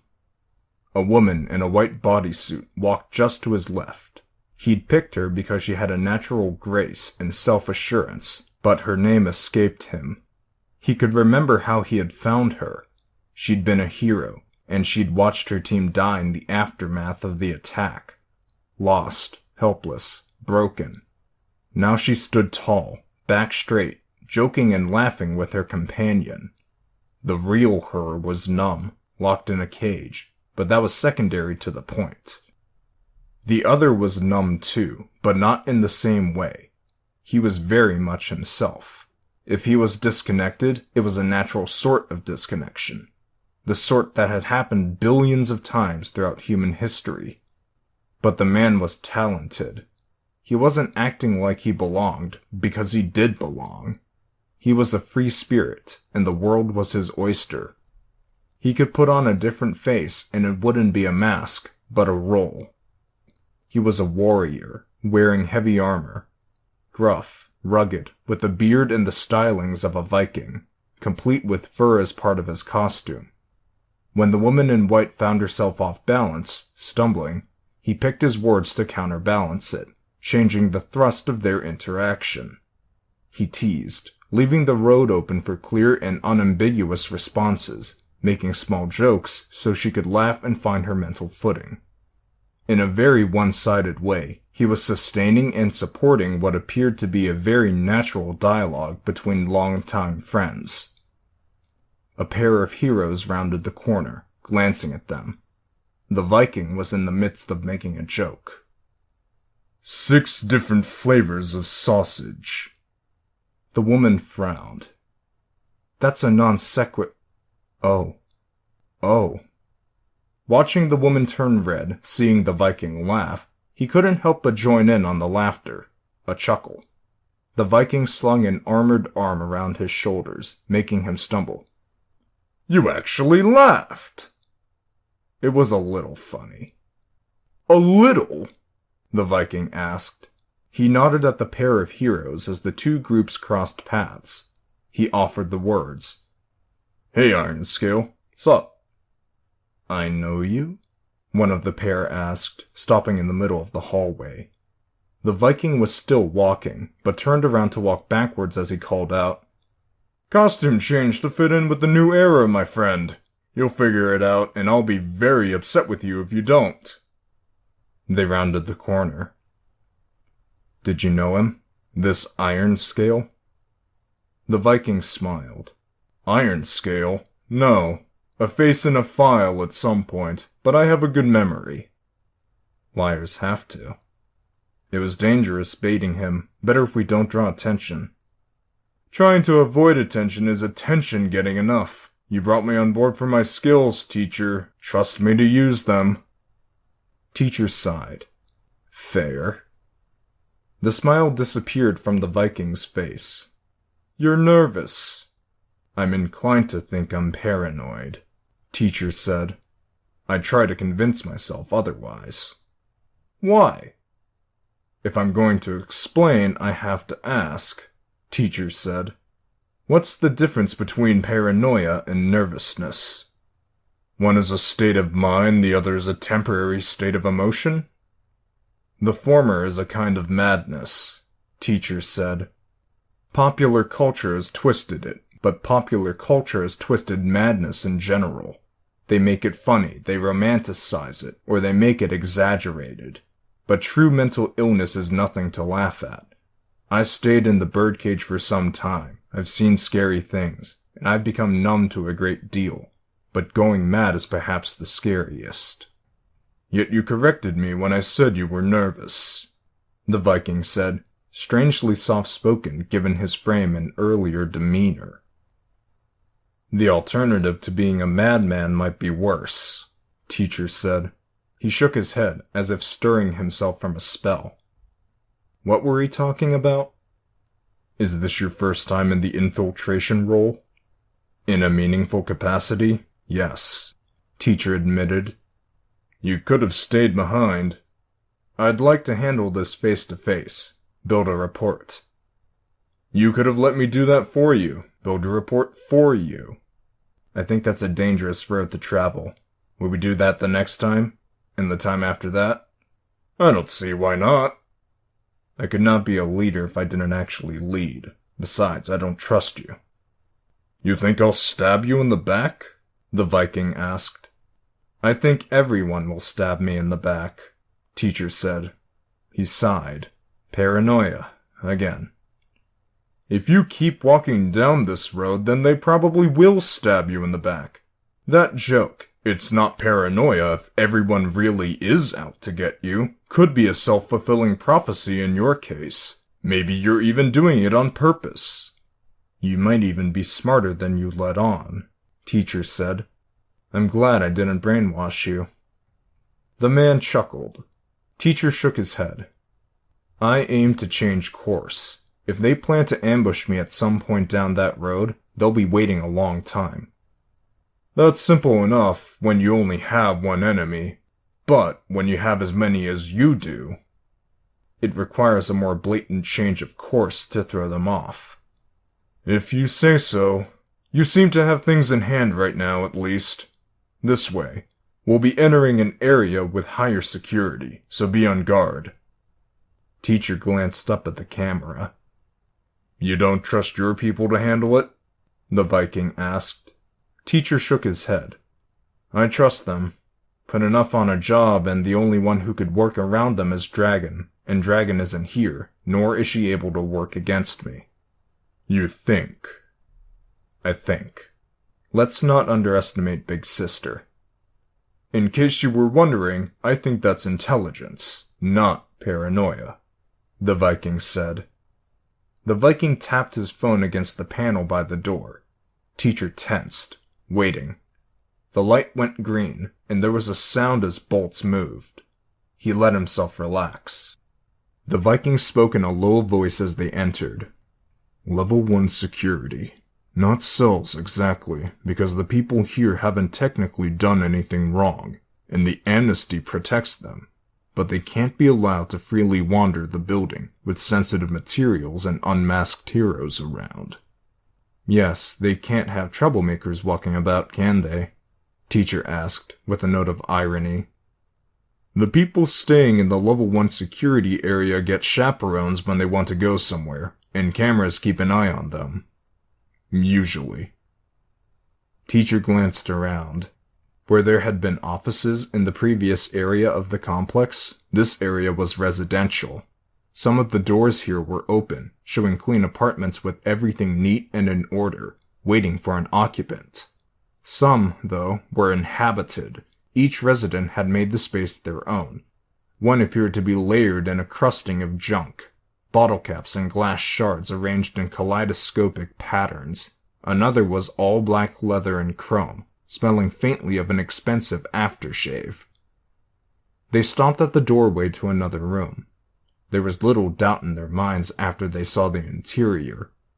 A folding screen, with a dragon print and women in kimonos on it, was below iconic pinup images, modern and dated. 50s pinup girls alongside recent celebrities. The way they were organized and clustered, It seemed somehow less like decoration and more like character studies. From their vantage point, the corner of a 4-poster bed was visible. "Ingenue," teacher called out. Feet swung over the side of the bed, and she was standing in a moment. She stopped short when she saw him, pouting, one fist against her hip. Dramatized, artificial. Even the way she dressed, it was the same. A silk bathrobe that was short enough to be borderline indecent. Always putting on a show, and not in the sense of showing skin, but acting, putting on a mask. "You got my hopes up. It's you," she said. "Dressed up like a wizard, maybe, but it's not that good a disguise." "Doesn't have to be." "Shame on you, not even calling a girl before you show up unannounced. But you were never very classy." "No, I'm afraid not. If you'd like to talk to Marquis, I'm sure he could oblige on that front."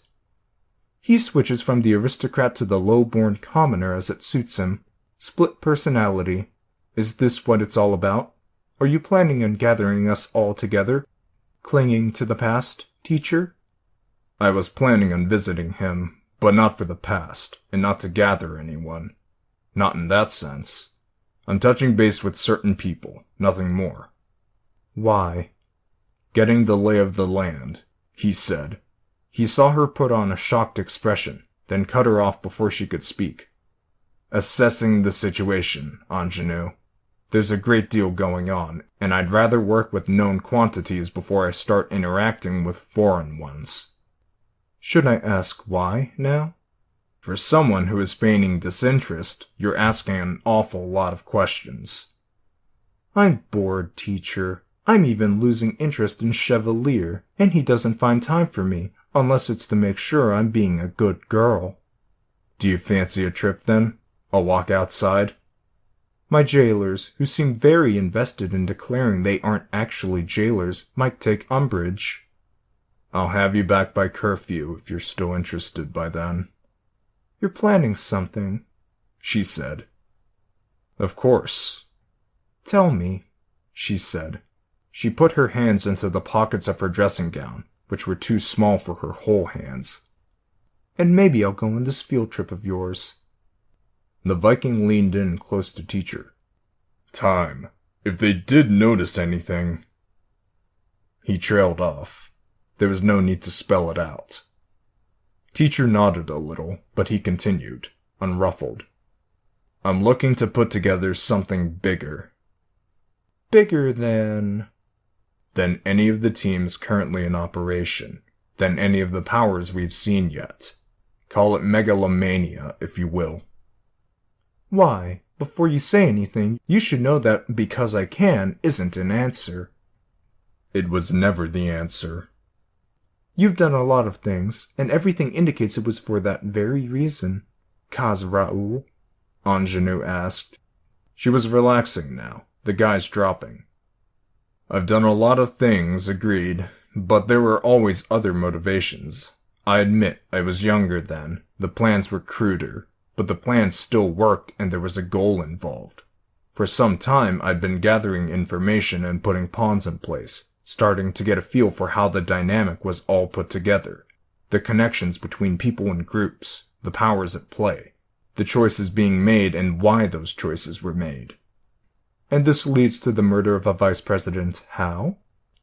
"Killing a man that prominent sets everything into motion. That motion lets me see things from different angles, filling in the blanks. I needed to do something big to disturb the dynamic enough that I could glimpse the real big picture and fill in the blanks." "Big picture. You're talking about significant things again, on par with killing a vice president and a prime minister." "This is a little more impressive. In any event, I got the information I wanted with my play. First the national death, then the international one, to see the effects and plot things out on the global scale. I was all set to act on it when I got arrested. I was left with years to think, to study, and improve myself. I plotted our release to keep myself sane, and to keep things in motion. You are welcome for that, by the way." Ingenue shrugged. "I got free, then I took action. equipped with my new knowledge. It didn't take long for opportunity to present itself, and now I'm very well set up. I found the missing puzzle piece, and I made it my own, mystery and all.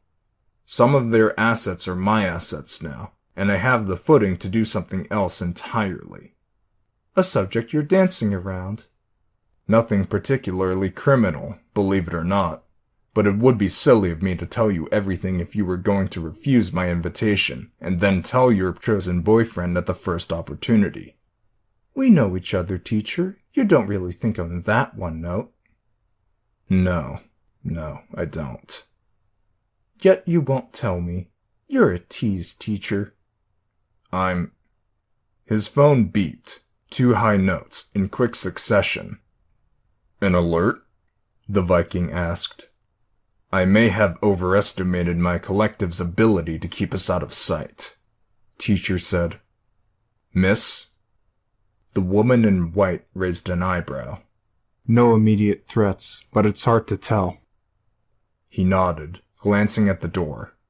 No police officers in power armor, he mused. We'll go, he said. Ingenue. He stopped. He turned, and she wasn't there.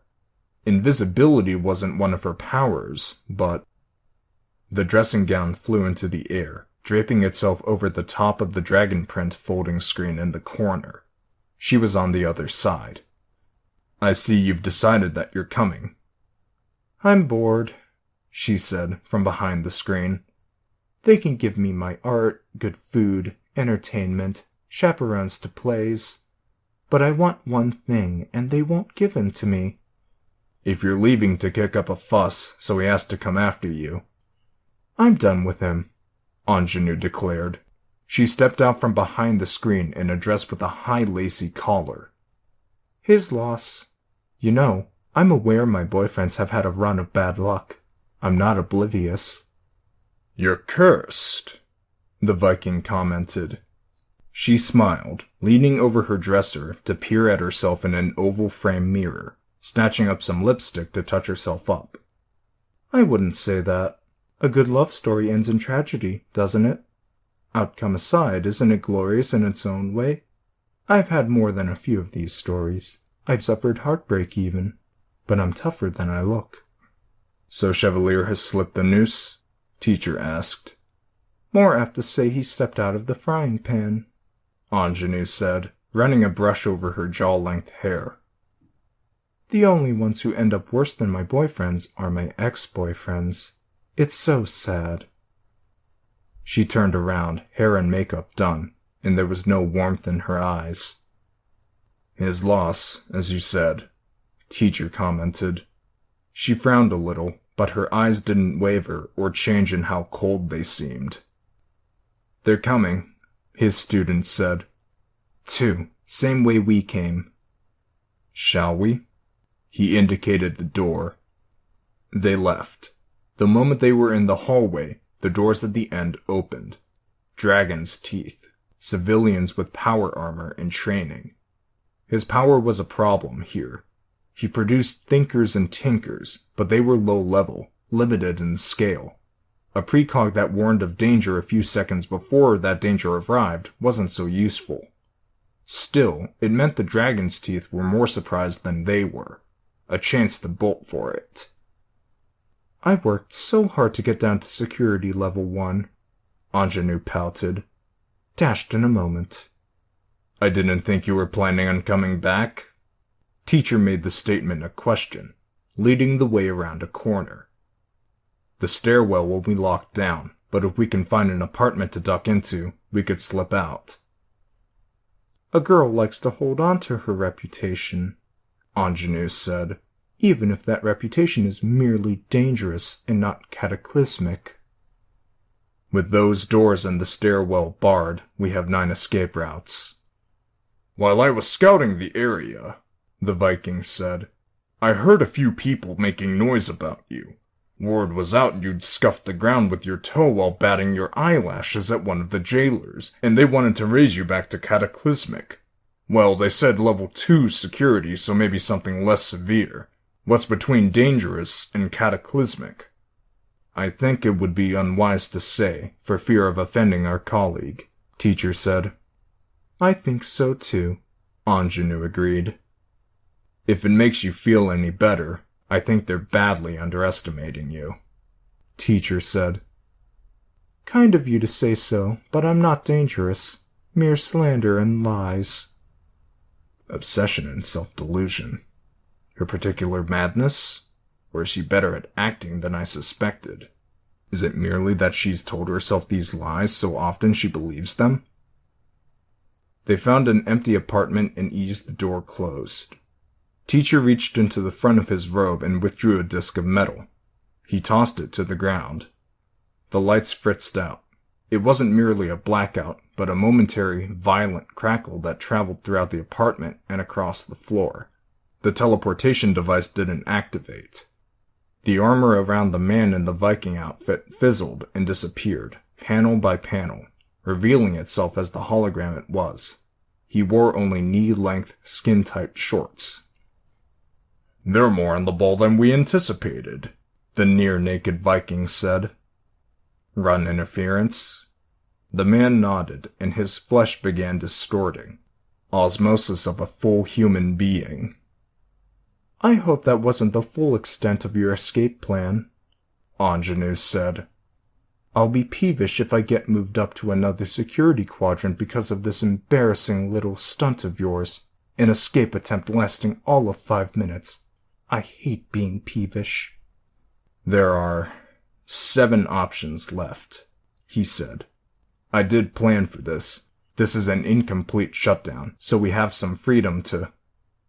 The windows began closing. Metal shutters. The apartment was plunged into darkness. No lights. Only the light that slipped through slits in the metal walls.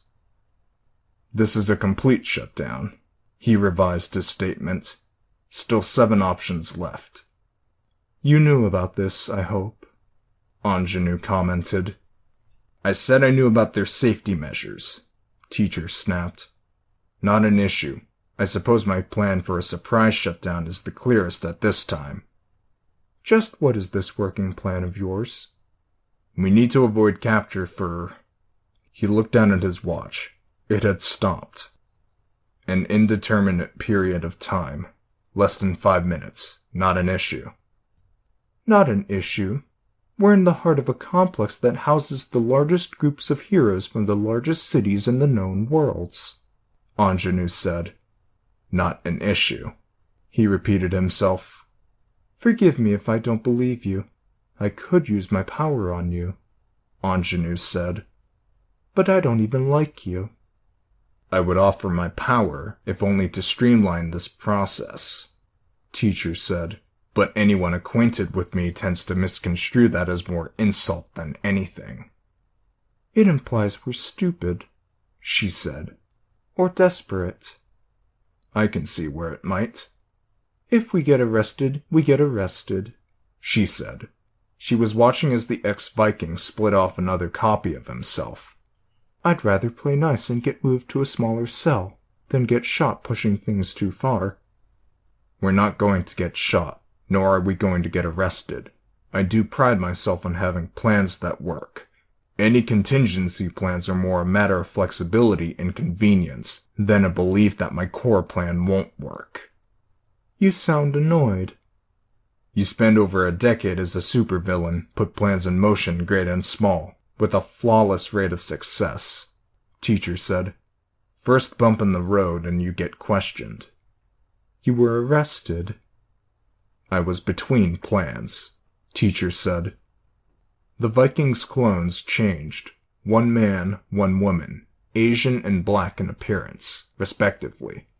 The third began to alter, his flesh swelling and contracting as he took on the form of a larger man.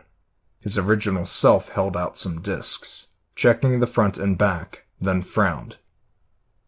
Problem? No power. If we're fighting, then I'm fighting naked, he said.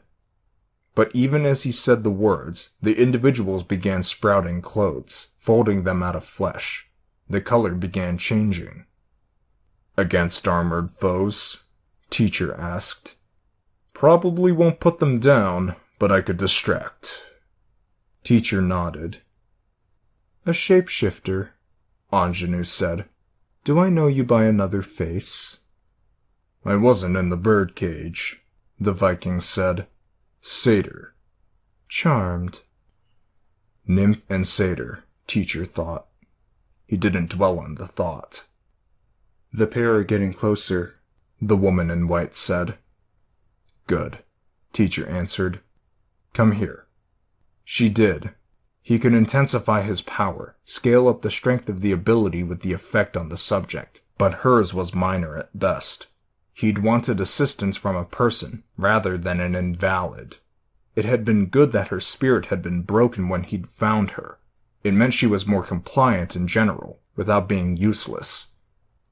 She's happier now. He thought.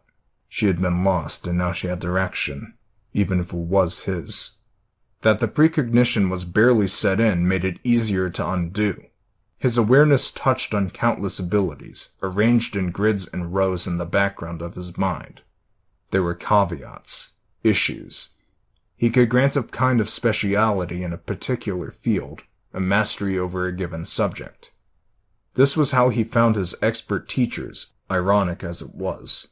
It was also how he made his tinkers, pushing that mastery to the point that it went just beyond the normal limits of theory and knowledge.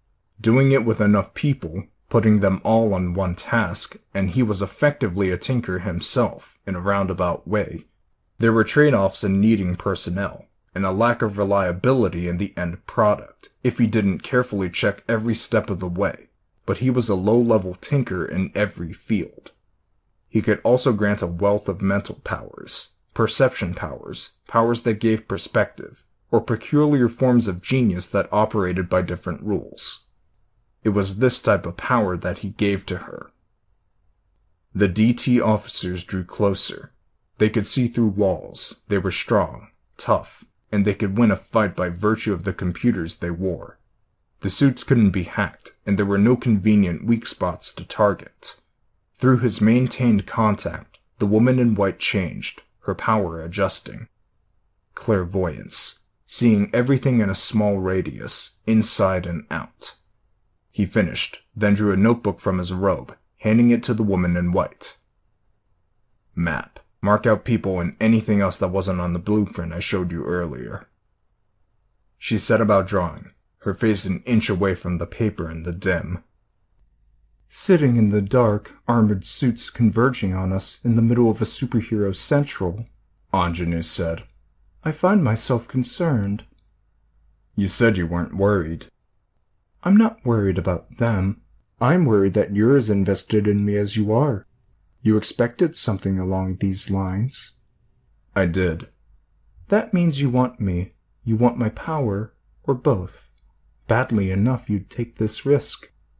The word risk implies the outcome is in doubt. The outcome is always in doubt. He shook his head. Let me assuage your worries with 2 words.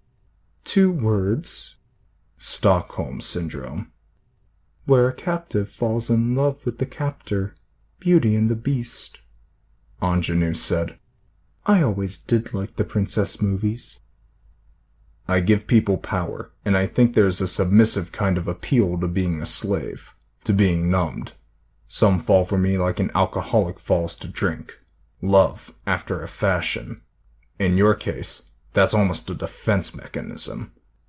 A defense mechanism? I fall in love with you. You get the benefit of my power. Things don't turn out well for your boyfriends, as a general rule. Teacher commented. Psychosis or a kind of obsession. No, I'm not aiming to capture you. That's the opposite of what I'm trying to achieve. You're going to need to explain that. He smiled a little. In time. Ready, Satyr? You remember the plan? Satyr nodded. I have a good memory. Let's confront our opponents, Teacher said. Satyr nodded.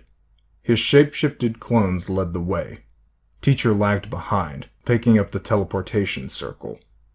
They headed straight for the men in armored suits. 5 in total had gathered. Others were elsewhere in the area. Excuse me, Teacher spoke. The men in suits trained weapons on him, singling him out in the group. The clone stepped closer to Teacher, providing a body shield. In a matter of minutes, my followers are going to carry out the plan I outlined, he said. There are 4 actions they're going to carry out. The one you should be most worried about is a tractor beam. It's set up fairly close by, and it's going to fire on this structure, cutting out a cylindrical section and slowly withdrawing it. I'm sure you've played games as a child. Maybe you played that one with the wooden blocks you pull out of a tower. They're going to withdraw much of this floor. With it gone, the upper floors are going to topple. Some will land on the building next to us. I seem to recall there's a small hospital in there. Hands on your head and turn around, one of the DT officers said. The people manning the tractor beam are all ex-heroes. Capes who came to me in desperation, who couldn't pay, and other innocents. I wouldn't advise an attack. I set up measures to ensure it would end badly for everyone involved. Now, the officer barked. Teacher turned around, tossing the teleportation circle off to one side before putting his hands on his head. Right now I know you have ships in the area, positioned to catch our getaway vehicle. I know exactly how many you have. With the number of people in this building, you'll need every single one of those suits to evacuate everyone in time. A DT officer reached out, foaming the pad. Every single one. The section of building the tractor beam seizes will be collected by my getaway ship, with me inside it. After that, the building will collapse. You could attempt to stop the process, but I can guarantee there would be a cost. The DT officer tapped one foot against the back of his knee, forcing him to bend it. He dropped to the ground. He could hear the clink of chains. Cuffs. The alternative is simple. I know there are heroes listening in. Chevalier, maybe, or Legend. Defiant, perhaps, given how someone seemed to be able to work around my hackers. If you could stop jamming my equipment, I'll use that teleportation pad in the corner there, along with my colleagues. I leave. You don't have to worry about me, and the building stays up. You can keep the people manning the tractor beam. My gift to you. He waited, feeling the metal cuff encircle one wrist. The DT officer circled around, looming over him. Black armor, complete with an onboard system. Ominous. Ingenue wants to go, and if you push matters, you're going to have to see us in court, and you'll have to explain the security measures you're enforcing on her. You'd win, very probably, but it would become public knowledge that you aren't holding to the spirit of the amnesty. That's strike 1. Strike 2, losing this building. This would be a terrible time to have a fixture in a power base crumble. It would affect the tens of millions who pass through this area or see it from a distance. You don't want the blow to morale. He waited. The second DT officer started working on the others. Still kneeling, Teacher met the eyes of the DT officer standing above him. The man's eyes weren't visible, but a red light blinked in the corner of one. Teacher continued. Strike 3. Even if you brought me into custody, and there's no guarantee that would succeed, I have other students, elsewhere. You would be sentencing them to die if I wasn't there to look after them, to access them where I've tucked them away. You gain nothing of substance. Putting me behind bars? Fine. But what does that get you? With the amnesty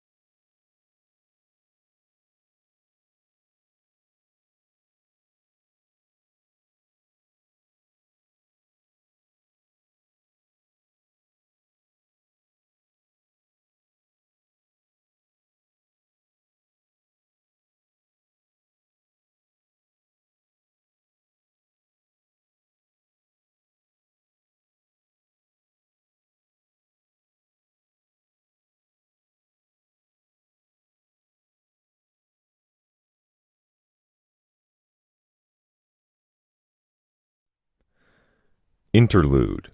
End. The train jerked into motion, and the men and women in the aisle stumbled. There was a crowd at the front, where an old woman had taken a while to handle her fare. Even now, she made her way down the aisle with excruciating slowness. The people behind her looked irritated enough to snap. "Hey, miss?" The old woman stopped, glancing down. The seat was occupied by an older teenager, bundled up in an overcoat and scarf, with a wool cap pulled down over close-cropped, light brown hair. "Take a seat?" "Oh, that's all right. I prefer window seats. I think there's one open at the back there." "Take my seat." "I couldn't do that. But the teenager was out of the chair, swiftly vacating the spot. With a peculiar, awkward slowness, the teenager picked up the backpack and moved out into the aisle, leaving the way clear. "If you insist, thank you," the old woman said. She took a few seconds to get settled. With the woman out of the way, the people in the aisle were clear to move on. The teenager ignored the grateful looks and glances from the ones who'd been stuck behind her. "You aren't warm in that jacket?" the woman asked. "I was cold when I got on. By the time I warmed up, I was close enough to my stop that I figured it would be silly to take it off and then put it back on." "I see. Fair enough. Are you traveling for business or pleasure?" the old woman asked. The teenager struggled to move the heavy backpack to the floor. It slid from one knee, and the old woman reached out to help catch it. They worked together to lower it to the floor. "Is that all right?" the old woman asked. "Yes, thank you." "A heavy burden, that." "It's not too bad." The woman frowned, peering. "You're breathing a little hard. Are you okay?" "Yeah, no worries." The last of the passengers settled in the train. The teenager and old woman both watched out of the window as the landscape passed by. Rural areas, farms, fields dusted in snow that didn't quite cover the grass, the occasional horse or cow searching for something to eat. The train reached a bridge. The landscape zipped by and was replaced by water. Snowfall obscured vision beyond a few 100 feet away. "If I was bothering you with the questions, let me know," the old woman said. "You're not bothering me."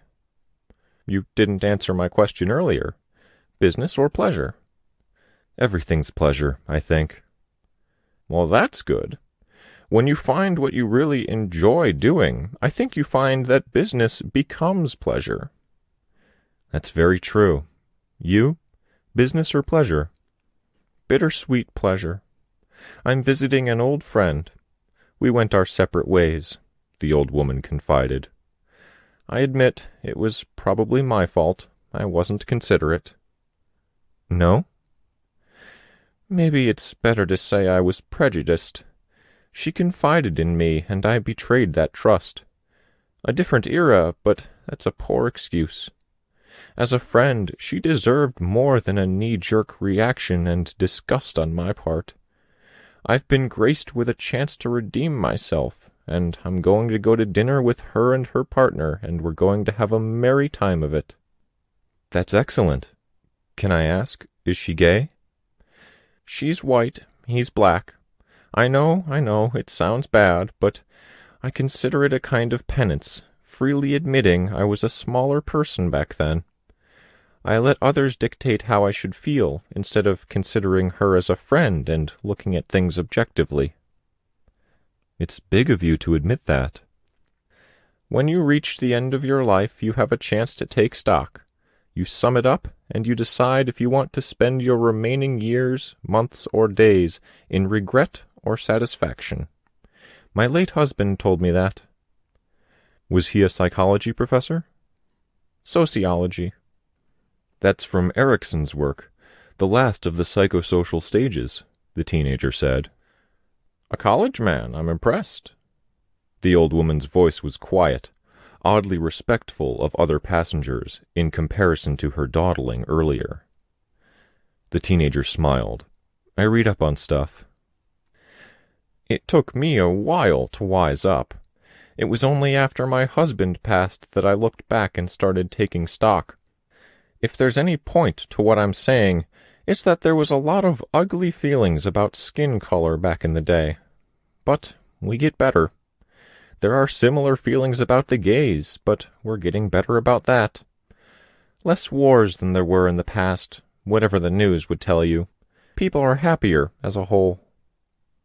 I wonder sometimes. It gets better, the old woman said. Really, truly. We have our low points, I won't deny that, but it gets better. I don't want to sound negative, but, I guess I'm going to sound negative. There are people in third world countries who might disagree, and victims of golden morning. Even there, on the whole, things are getting steadily better, I promise. Don't get me wrong, bad things have happened. People die, and a lot died horribly. My sympathies are with everyone who was or is touched by any of that. But, on the whole, it looks worse than it is. With the worst of it constantly on the telly, it's easy to get too focused on our individual problems and lose sight of the big picture. The big picture is promising, I think. Huh.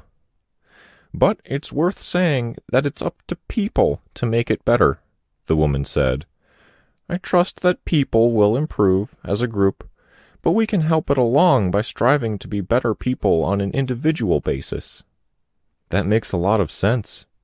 I'm not sure I totally believe it, but it makes sense. The old woman leaned in close, conspiratorially. With all of that said, in the interest of being better individuals, I'm going to have to ask you a question. A question? The old woman didn't maintain eye contact, and she wasn't smiling. This is me, being brave and trying to be better like that, and if I'm wrong, well, I'm hoping you'll continue to be the gentleman you've proven to be and not fuss over an old idiot's ramblings. I'll try, her seatmate said, smiling a little. I just need to know, is that backpack of yours holding something dangerous? Dangerous? The smile disappeared. A bomb? The old lady whispered the question. The response was a stunned series of blinks. The teenager had to bend over to get at the straps and clips before opening the bag. Clothing had been rolled up and piled inside. The clothing was moved to reveal more contents from inside the bag. A bag with the end of a toothbrush sticking out. A laptop. If it is, it's a pretty awful one. The old woman had the grace to look embarrassed. You must think I'm crazy. Something seemed off. You asked. No, I don't think you're crazy. A ding sounded, before the announcement sounded throughout the train. The train will be arriving in Philadelphia in 5 minutes. Please gather your belongings and collect your litter from your seating area. That's you? The old woman asked. My stop, yeah. You have a good day ahead of you, I hope? I hope. A meeting. You're doing the same thing as me, then. A reunion. Of sorts, the teenager said, slinging the backpack over one shoulder. Thank you for the talk.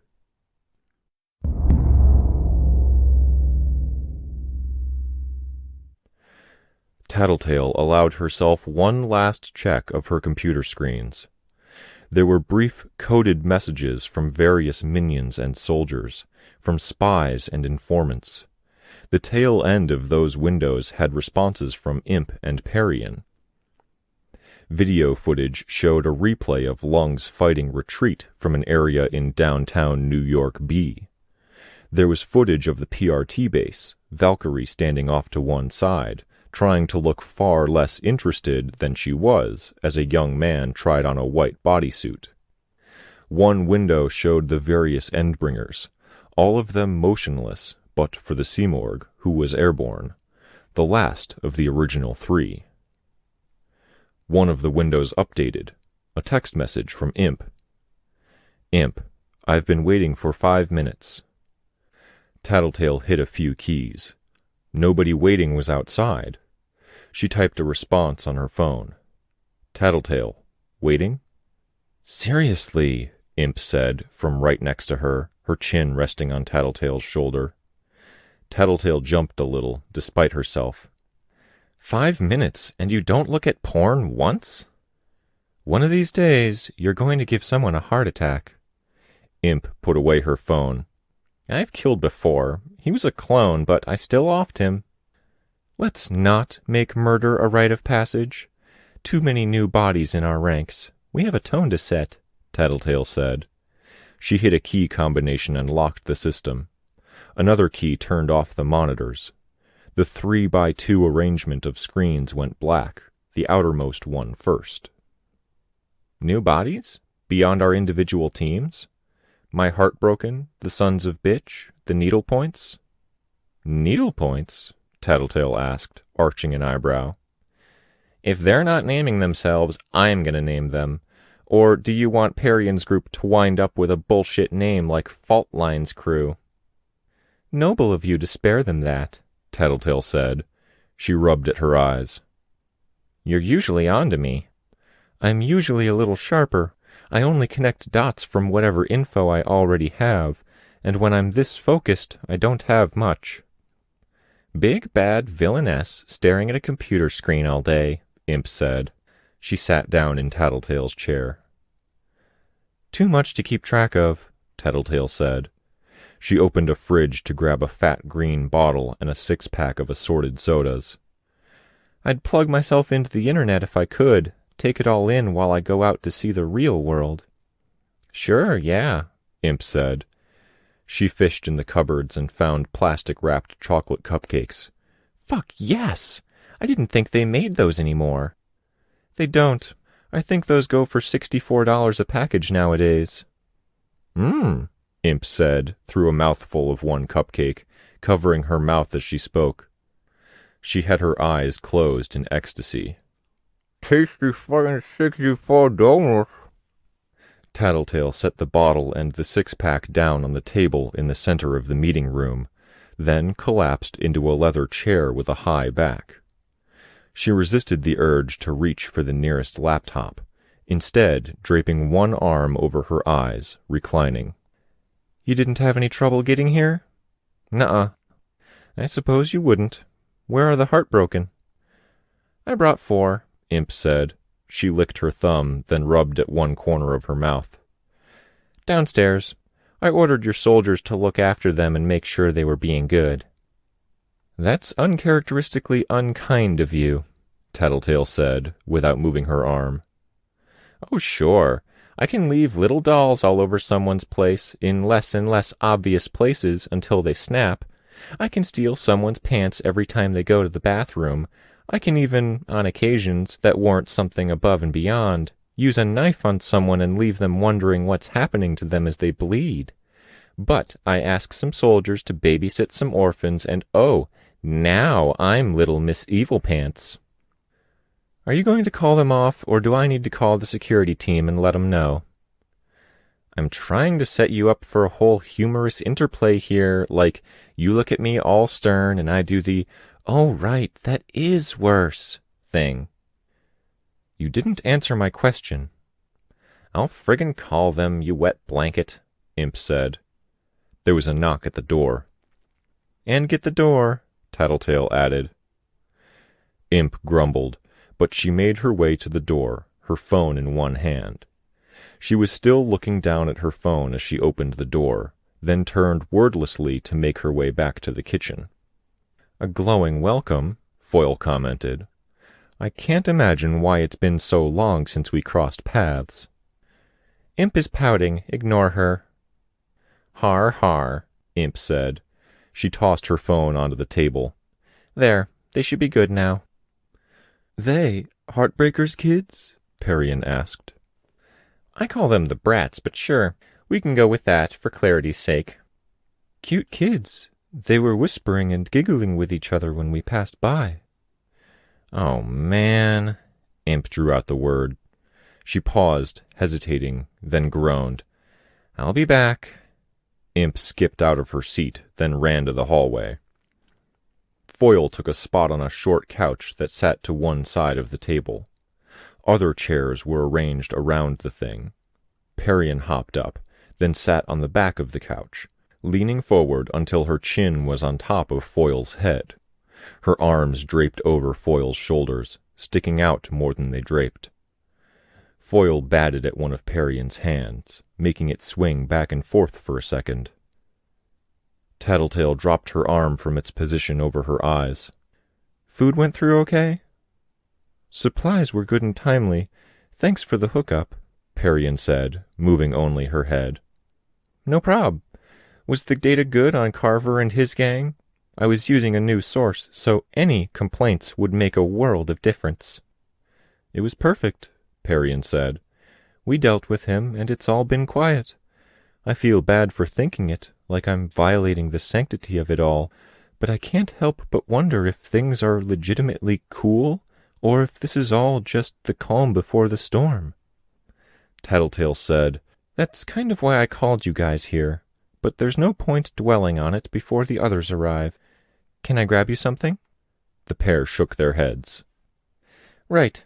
As far as the peace and quiet go, take advantage of it while we have it. Rogue thing is going okay?" "I don't know if you can call it rogue stuff. It's more like what we were doing in the Bay, but with some legit business on the side." "Legit business you're paying for with less legitimate money," Foil said. "I didn't say I liked how it turned out." "But you accept it," Foil said. "I accept it," Parian said. Foil nodded, as if satisfied. "Can I ask how your friends and family are doing?" "You can ask, but I don't know if I have much to tell you. Better, but not as good as it could be. Best surgeon in the world changes their faces and bodies. It's a hell of a project to get things changed back, especially when a good share of the surgeons out there are dead. I could put you in contact with Panacea. I don't know what she's doing, really, but I know that Bonesaw wouldn't go over well, and Panacea might help out in her place." "Lily already tried, talking to some people she knew from before." Tattletale sighed. "Damn. Want me to pull strings?" "Sure. Please, if you could." Tattletale nodded. "You're being nice. What's the deal?" Foil asked. "You're buttering us up." 2 years in the company of evil, and you still can't give any of us bad guys the benefit of a doubt?" "I can give lots of bad guys the benefit of a doubt." Foil angled her head slightly upwards, her eyes moving up to where Parian was resting her head. "She doesn't count," Tattletale said. "Even others, but you, well, I wonder sometimes." Tattletale moved her chair back a bit, propping one foot on the table's edge. "Accepting my offers for help with one hand, keep the other hand clenched in a fist in case I do something you don't like?" "Let's not fight," Parian said. She sat straighter, moving her hands until they rested on Foil's shoulders. "Not today." "Can we compromise?" Foil said. "Except that maybe you need a skeptic in your company? Someone to watch you and call you on bullshit manipulation?" "If we can even call that a compromise," Tattletale said. "Sure, whatever." "Changing the subject to something more pleasant," Parian said. "I need cloth if I'm going to keep making designs. Will you connect me, and how much are you going to want?" "I can, up to a point, and I want 4% on any profits." 4? That's more generous than your usual." 4, but fold that in. I want to buy the product using—" The door opened. Rachel loomed in the doorway. "Hey, mighty hunter," Tattletale said. "Hey," Rachel said. She glanced around, then entered the room, snapping her fingers to call Bastard. "Managing the first winter okay?" "Managing." "You know you can send an email or make a phone call. Keep in touch some." "Didn't have power to recharge stuff," Rachel said. "No gas for the machine. Couldn't be bothered to go get gas. Having quiet and darkness is nice some nights." "True, but what if there's an emergency?" "I can handle most emergencies." "And the ones you can't?" For those, I have gas now. Tattletale sighed. You're good, then? Or do you want scheduled gas deliveries so you don't run out? Sure. Tattletale nodded. Rachel settled into a seat opposite Foyle and Parian, Bastard sitting to her left. She scratched the wolf's head, apparently content with silence. There wasn't enough time for the silence to get awkward. Imp returned, and she had Forrest, Charlotte, and Sierra in tow. A little boy rode on Forrest's shoulders. I've brought testosterone, Imp announced. Chairs, Tattletale said. Take them. There's an abundance. We're just about set. Slowly the others found their seats. Forrest led Iden to a pair of seats next to Rachel, putting himself between the child and the wolf. The little boy cradled a bird, and a chirp got Bastard's attention, the wolf's head and ears picking up. Rachel quieted him with an order, and Bastard reluctantly lowered his head to the floor. We had to bring some. Couldn't do the babysitter thing. Our kids are playing with the others in the lobby, Forrest said. Which translates to, let's not dawdle too much, Imp added. Two more, Tattletale said. A knock at the door marked another arrival. Imp had left it open, so she was free to step inside. Cousin eyed the room. The thief folded her arms. She'd adopted a form-fitting jacket with a mink collar, her ample cleavage covered by the length of an overlong scarf. I feel out of place. You were invited, Tattletale said. Sit. Cousin made her way to the table. She stepped up to the seat next to Imp, but Imp reached out and put a poorly made doll in the chair. Taken. I travel for 3 hours to come here, and you won't give me a chair? I didn't invite you, Imp said. And for reals, this isn't me being a jerk. Or, it is me being a jerk, but that's not the big thing here. This is about symbolism and shit. Symbolism and shit, Cousin said, sounding unimpressed. Language, Charlotte admonished them. She subtly indicated Iden. I've heard worse words, Iden said, quiet. When Tattletale's giving me lessons and she has to take a call, she has the soldiers watch me, and they know lots of bad words. Charlotte glared at Tattletale. Tattletale offered an apologetic half-smile. I'll quiz the young sir on who has been swearing around him, and heads will roll. Until then, let's get back on topic. Symbolism and stuff, Imp said. There's lots of seats, Cozy. Cozy? No fighting, Tattletale said. She sighed. Listen, this whole thing is really simple. Let's do this right. Undersiders stick around. I say what I need to say on other business, 5 or 10 minutes at most, and we're done. Cousin frowned, but she circled the table and found an empty chair by the far end of the couch. The last person to arrive entered without fanfare. The door clicked shut, and she walked with a quiet assurance to the nearest available seat, which happened to be the one opposite Tattletale. You made the trip okay? Tattletale asked. I did, Dinah responded. I saved some questions for the day, but I didn't need them to navigate. Then, Tattletale said, gesturing towards the center of the table, Forrest, would you do the honors? Forrest stood, taking hold of the wine bottle Tattletale had brought out of the fridge. He removed the cork. Temperature should be perfect. I think I timed it right, Tattletale said. Oh, forgot the glasses. 1 second. It only took a minute for the setup to finish. The red wine poured and glasses distributed. Imp and Dinah received wine glasses of soda. Tattletale glanced at Iden. Will he have wine or soda? Soda, Forrest said. By the time Tattletale reached her seat again, everyone was standing, ready. A toast, she said. I had to think for a good while to decide what fit. Oh man, is this shit going to be pretentious? Imp asked. Tattletale gave Imp the evil eye as she continued. In honor of everything and everyone we fought for and saved. In remembrance of everything we couldn't save. The words hung in the air for a moment. Works, Imp conceded. Glasses clinked. Rachel had a grim frown on her face, mingled with a trace of confusion as she brought the glass in the direction of her mouth twice, before discovering there were more wine glasses to touch hers to. She seemed relieved when she could finally down the contents and thunk the glass down on the table. And, Tattletale said, worthy of special mention, entirely separate from the ones we just toasted, because I don't give a fuck about my floors, and because I'm not going to fucking get in an argument about whether we saved them or doomed them, I'm going to suggest a libation for those who have passed from this world.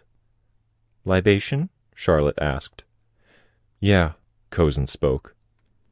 Without looking, she turned and poured a thin stream of her wine onto the floor to her left. An offering. It's why I'm here, since I was with him the most towards the end. Tattletale looked at the empty seat beside Cousin.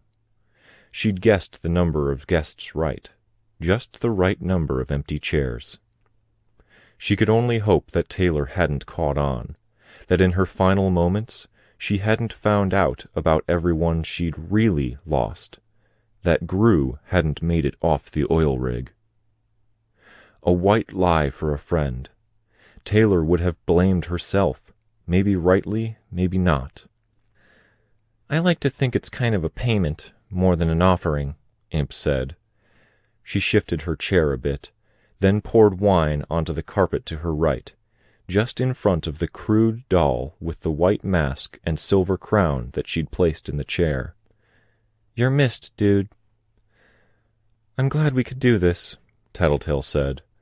We've been through too much shit together, and I was having trouble keeping us networked.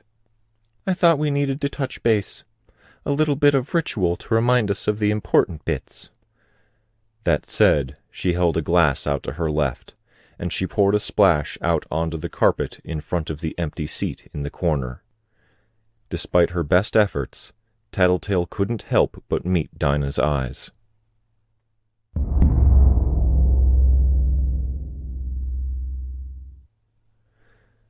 The teenager entered the mall. People were thick in the space, flowing in and out of a food court with a high-end veneer. Spinach pizzas were on display alongside a window displaying a wealth of cuts of meat for sandwiches a step above the norm. Once free of the chill of winter and the periodic blasts of cold from the mall entrance, the teenager pulled off both hat and scarf and undid the large buttons on the jacket. The old woman had commented on how the world was getting better. Hard to believe, but it was a nice thought. It was nice, even, that someone could believe it. The heavy clothing had been a sort of protection against the world, both against people and against the world itself. The protection felt just a fraction less necessary than it had been before the discussion. Navigating the mall was easy enough. It was in the midst of an area with fancy high-rises and major law firms, and everything here seemed to reflect that, even the people. A brief feeling of trepidation. That feeling reached a climax as the teenager came to a stop. There, just around a corner, there was a point where a coffee shop sat opposite a small multilingual bookstore. A woman sat at one table outside the coffee shop, a bag placed beside her. Willowy, taller than the average man, she wore a high-end dress suit, and her dark curls were long. She had a wide mouth that quirked a little as she read something, and her eyelashes were long enough that she looked like she was asleep, sitting there with one leg crossed over the other